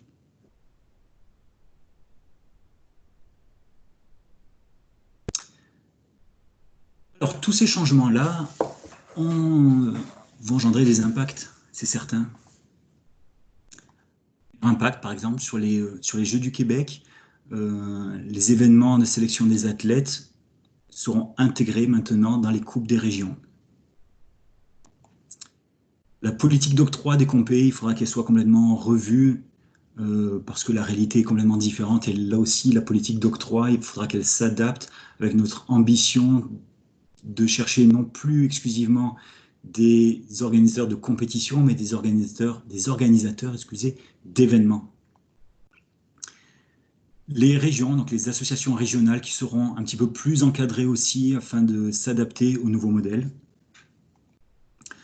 Communication et marketing, révision des outils de communication, de recherche de commandite et développement de l'événementiel. En temps normal, il y aurait un nouvel employé à la fédération chargé justement de ce dossier-là, de communication, marketing, événementiel.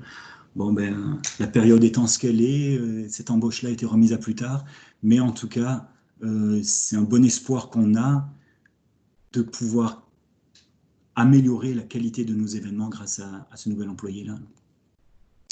Les identifications de niveau espoir, forcément une nouvelle structure compétitive, il faudra repenser à ça, parce qu'on sait que c'est important pour participer aux Jeux du Québec, pour se qualifier pour pouvoir intégrer un sport-études, pour pouvoir bénéficier des services des CREM ou de l'INS, ou pour être éligible pour des gains de bourse. Donc, la nouvelle identification espoir, un nouveau protocole sera créé, mais qui gardera le même esprit. D'une, parce que c'est un cadre ministériel dans lequel, qui est quand même relativement fixe et dans lequel nous, on peut jouer un petit peu, mais en tout cas, qui devra garder la même logique, c'est-à-dire entre la même philosophie, le même nombre de nageurs éligibles à peu près, avant le changement et après, et des nageurs d'un même calibre. Donc la définition d'athlète espoir, là, elle est déjà préparée, elle vous sera communiquée là très prochainement. Là aussi, c'est quelque chose qu'il faudra revoir dû à la situation du coronavirus. Mais en tout cas, c'est ça. Définitivement, notre définition va changer, notre protocole va changer. Dans l'échéancier, vous allez voir qu'on a commencé il y a longtemps et puis on approche quand même pas mal de la fin. Donc il y avait des analyses statistiques de la nation provinciale, de la Calépole, des consultations auprès d'entraîneurs, consultations auprès d'employés de la fédération, présentation au conseil d'administration de la fédération, présentation au comité des officiels. Aujourd'hui, on est là au mois d'avril 2020, présentation de la nouvelle structure au petit monde de la natation. L'officialisation du calendrier au mois de mai, je pense qu'elle a pris un petit peu du plomb dans l'aile parce que trop d'incertitudes pour l'instant. Donc, faudrait être efficace et proactif le jour où on aura le feu vert là, pour reprendre nos activités.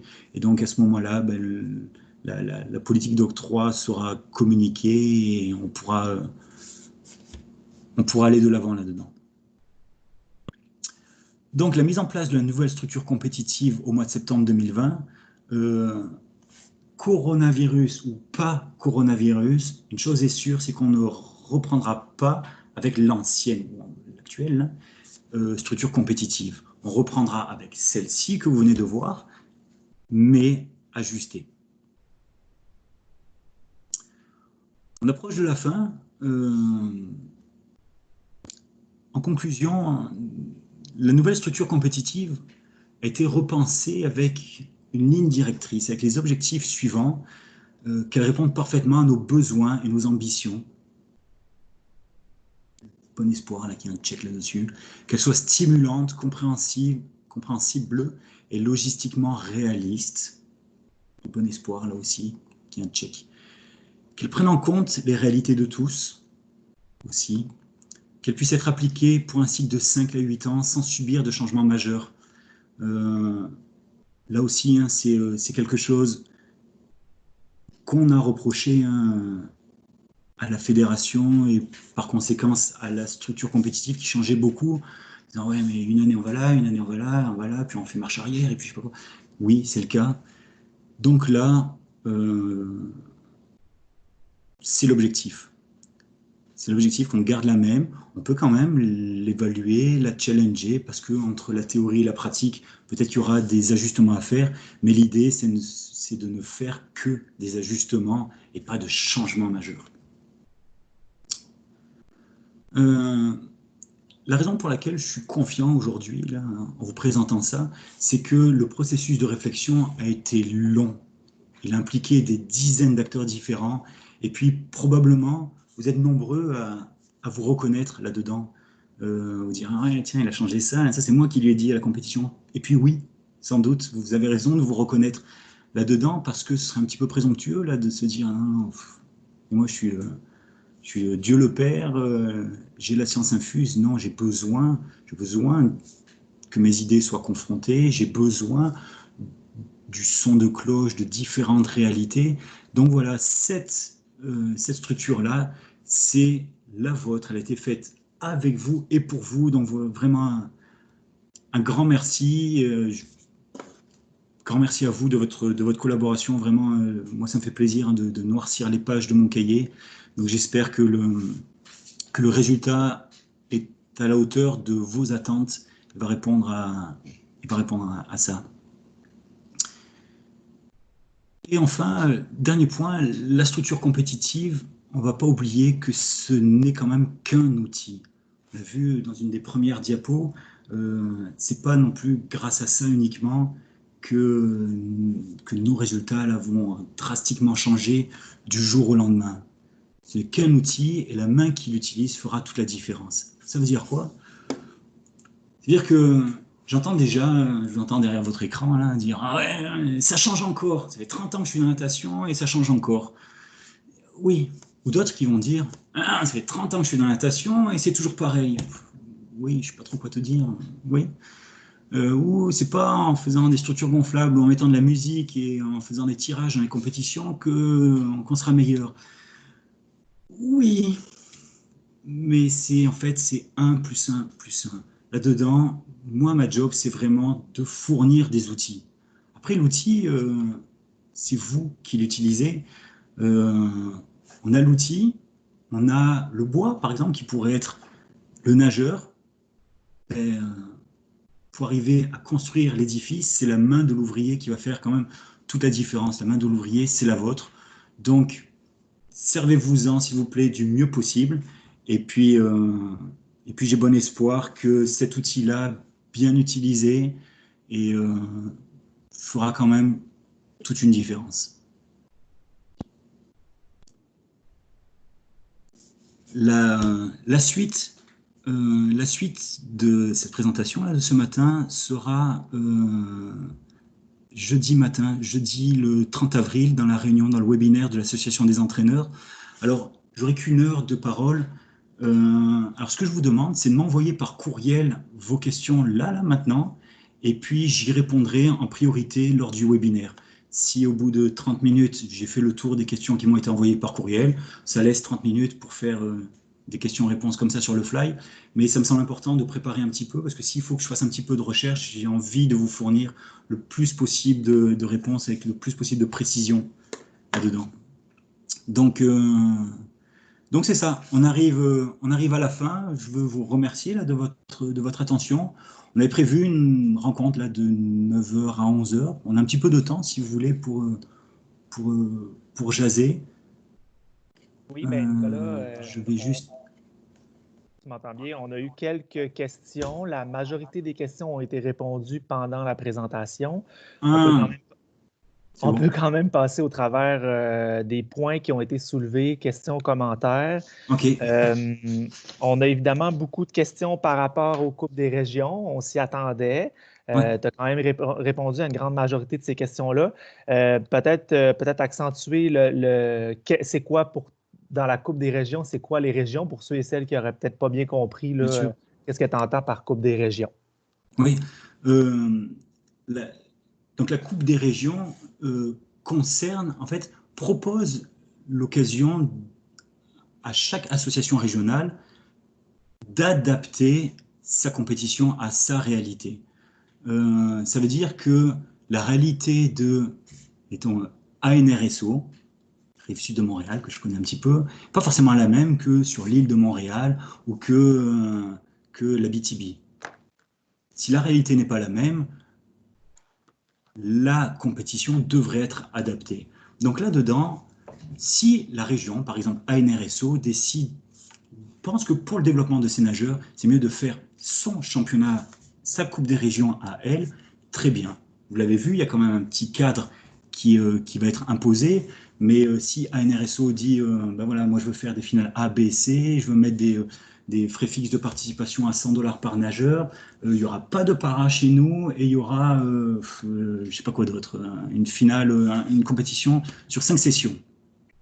Dans le même temps, Montréal, juste de l'autre côté, pourront dire non, moi je vais faire un truc sur 6 sessions, il y aura de la paranatation, ça va pas être 100 $, ça va être gratuit, et puis voilà, ben, très bien.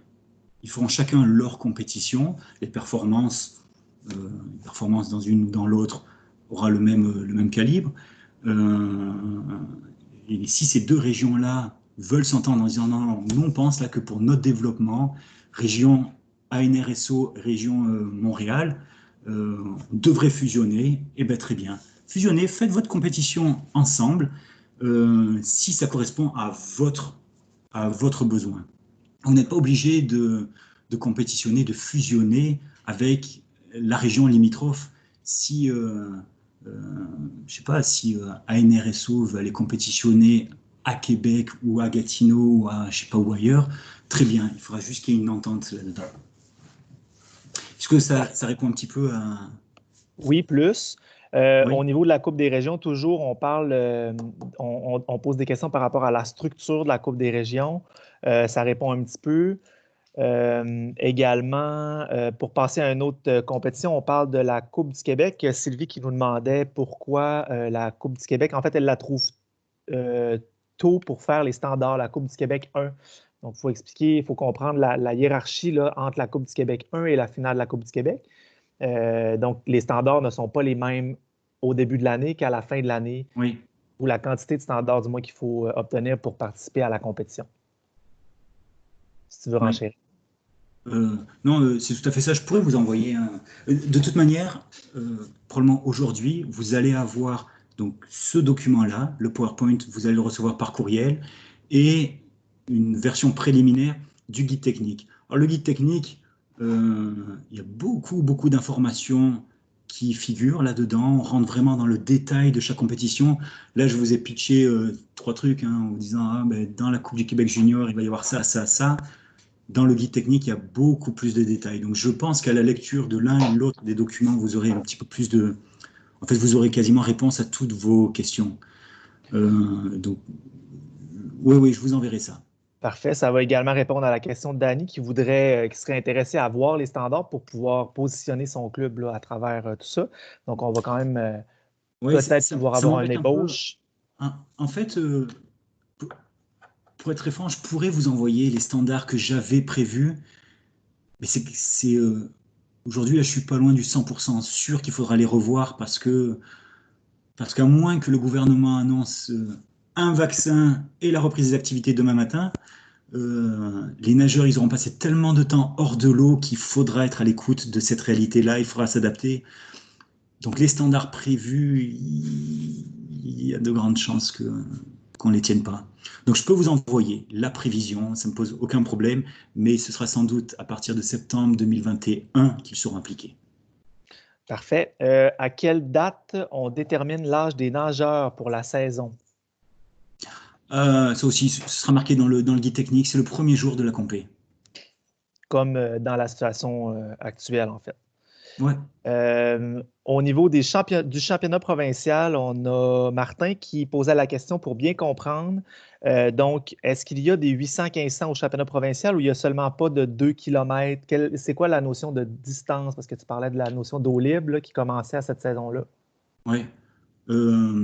C'est les distances qui ne sont pas académiques pour de la piscine. C'est vraiment comme l'équivalent d'eau libre.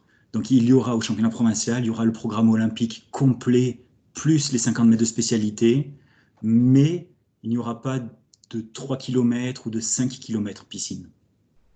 Parfait. Pour les soumissions de compétition, là, on a des questions qui commencent à arriver dans le fil de questions. Évidemment, on n'est pas en mesure de dire quand les soumissions vont officiellement pouvoir se faire pour l'instant, tant qu'on n'a pas le OK là, du ministère pour le retour au jeu ou le retour en piscine. Au niveau... Jonathan, je veux juste amener une précision. Actuellement, il y a beaucoup de responsables aquatiques qui sont en arrêt de travail. Fait qu'on est en contact avec eux pour savoir quand ils reprendront activement le travail et quand est-ce qu'il sera le moment idéal de leur envoyer les octrois de compétition.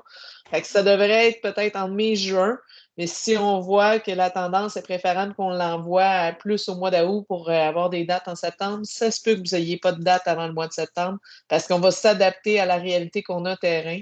Et s'il faut qu'on contacte des responsables aquatiques, on est aussi pour parler avec eux là, pour voir que ce sera quoi la meilleure façon de faire.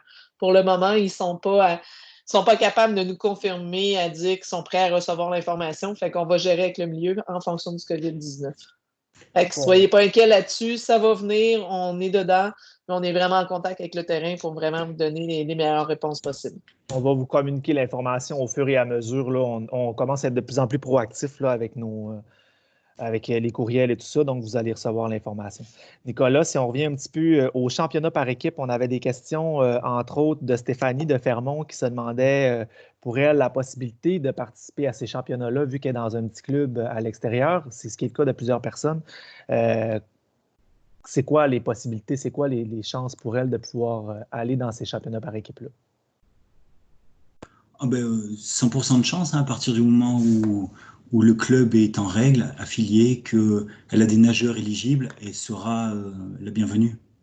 La question aussi qui revenait pour les par équipes, c'est au niveau des relais. Quand on parle des relais 8x200 ou 8x100, il y a des équipes qui n'ont pas 8 nageurs, par exemple, pour participer. Ça ne les inciterait pas à participer à ces championnats-là. Est-ce que tu peux nous en parler davantage?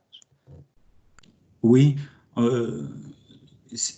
Oui, mais c'est un petit peu pour un relais 4 fois aussi. Hein, le problème peut se poser hein, à partir du moment où tu n'as pas le nombre de nageurs requis. Et qu'est-ce qu'on fait avec ça? Pour être franc avec toi, c'est pas un cas de figure là, que j'ai envisagé. Pas un cas de figure que j'ai envisagé. Alors, on aura l'occasion. Alors, je vais y penser. Des questions qui viennent d'arriver dans le fil de questions. Si on veut miser sur la relève pour la Coupe des régions, pourquoi ne pas y mettre des standards? Car je crois que ça va démotiver ceux qui étaient au 2A si n'importe qui peut y participer. Oui, mais pas de problème. C'est là où on arrive dans les réalités propres à chacun. C'est-à-dire que j'ai aucun mal à imaginer qu'une région qui est très dense, qui est très compétitive, comme par exemple le West Island, voudront mettre quand même des petits standards. Je ne veux pas parler pour eux, puis j'ai eu aucune discussion avec eux, mais dans mon livre à moi, ça ne me semblerait pas fou qu'ils prennent cette décision-là. Parce que c'est un petit peu la mentalité. Mais une région qui est moins dense, avec moins de nageurs, moins compétitifs, peut-être qu'ils voudront rendre leur compétition un petit peu plus inclusive. C'est là où la réalité la spécificité de la région et de la compétition va prendre toute son importance. Alors, la décision appartient aux régions à ce moment-là. Vraiment à chacun. Une ou deux petites dernières questions. Il faudrait penser le cas de figure pour les relais au championnat par équipe. Oups, ça a bougé pendant que je lisais. Nous avions plus de nageurs garçons que filles l'an dernier. Donc, avions été bloqués pour les relais. Ça, c'est Patricia de Mont-Laurier. Peux-tu répéter, s'il te plaît? Oui, on parle de quantité de gars ou de filles dans les relais. C'est la même finalité que pour les relais 800, là, à laquelle il va falloir que tu te penches. Est-ce que la Coupe des régions est obligatoire? Oh, il n'y a aucune participation à aucune compétition qui est obligatoire. Ça revient, en fait, pour renchérir sur le fait des espoirs, là, ce qui est une réalité ou un point pour plusieurs personnes. Il n'y a aucune obligation de participer à aucune compétition, mais si l'athlète veut avoir son statut espoir, il va falloir qu'il participe à la compétition dans tous les cas. Puis pour rassurer les gens, là, la nouvelle méthode d'identifier les athlètes espoirs va être vraiment similaire à celle qu'on a présentement, là. Il n'y a personne qui va être vraiment brimé dans cette nouvelle façon-là. On va trouver un moyen d'inclure la même quantité ou presque d'athlètes qui vont obtenir leur statut. Est-ce que le temps prouvé demeure pour les festivals par équipe en début de saison? Oui, même critère d'éligibilité. Un temps prouvé, mais pas de période de qualification. Si le temps prouvé a été fait il y a 3 ans, c'est encore valable. Parfait. Pour toutes les questions techniques, là, ça va bien sûr apparaître dans le guide technique qu'on n'a pas fini de rédiger encore, qui n'est pas terminé de mettre à jour. Donc, tout ce qui est de critères d'admissibilité dans les couloirs, dans les quantités, etc., c'est pas encore déterminé. Là, c'est pas fini tout ça. On va vous envoyer le guide technique dès qu'on va avoir terminé tout ça. Alors, dernière question. Est-ce que l'octroi des Coupes des régions sera la responsabilité des régions ou de la FNQ? Alors, ça va être communiqué là, dans la politique d'octroi des compétitions.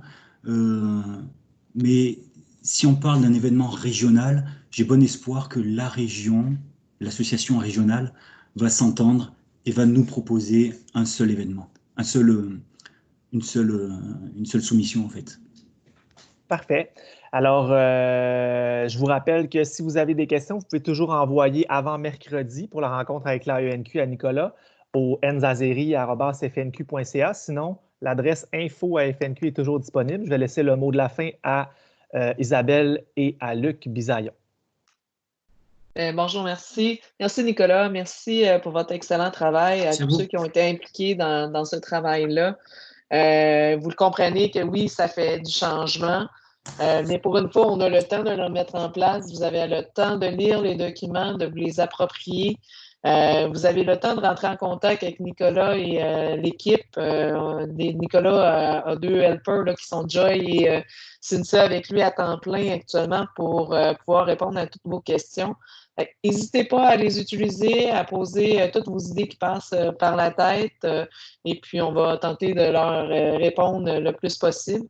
Oui, c'est des beaux changements, mais je pense que ça va être pour le mieux. J'ai bien hâte de vous croiser sur un bassin très bientôt avec cette nouvelle structure. Merci de participer avec nous là, à cette collaboration-là, de mettre en place une nouvelle structure. Et il y a des petites questions qu'on n'a peut-être pas répondues. Là. On va vous envoyer le lien, en fait, de la présentation. Depuis tantôt, on vous le dit, mais on va aussi vous l'envoyer par courriel. Je vous dirais, donnez-nous peut-être une petite journée, là, question qu'on est la fin de semaine aussi, puis que l'équipe travaille beaucoup là, depuis plusieurs journées. Mais on vous envoie directement le lien, ça va être mis en ligne. Vous allez avoir le lien de la conférence, le lien des documents qu'on vous a parlé et le lien de la présentation. Il y en a plusieurs qui l'ont répété. Vous pourrez le partager avec vos conseils d'administration, avec vos assistants-entraîneurs. Ça va nous faire plaisir que ça soit partagé de la même façon que la dernière rencontre a eu lieu. De plus, on va regarder aussi de refaire une autre rencontre, possiblement dans 3 semaines, 1 mois, pour vous tenir encore à jour des changements. S'il n'y a pas de changement majeur d'ici là, ça sera d'ici 1 mois. S'il y a des changements majeurs, on va vous écrire et on va vous convoquer de la même façon qu'on le fait actuellement. Merci à tous pour votre attention. Ça vaut la peine pour notre futur. Je passe la parole à Luc pour le dernier point. Alors, merci vraiment à toute l'équipe. Je pense qu'il est important, c'est qu'on demeure proche et en communication comme communauté de la natation. Les efforts sont là, la volonté est là. Alors, bon courage à tous et puis merci encore à toute l'équipe de la FNQ pour cet excellent travail. Alors, bonne journée à tous. Merci. Merci à tous. Merci à tous de votre présence, de votre écoute. Et puis, je vous donne rendez-vous jeudi matin. Passez une belle fin de semaine. Et go Québec! Salut. Ciao.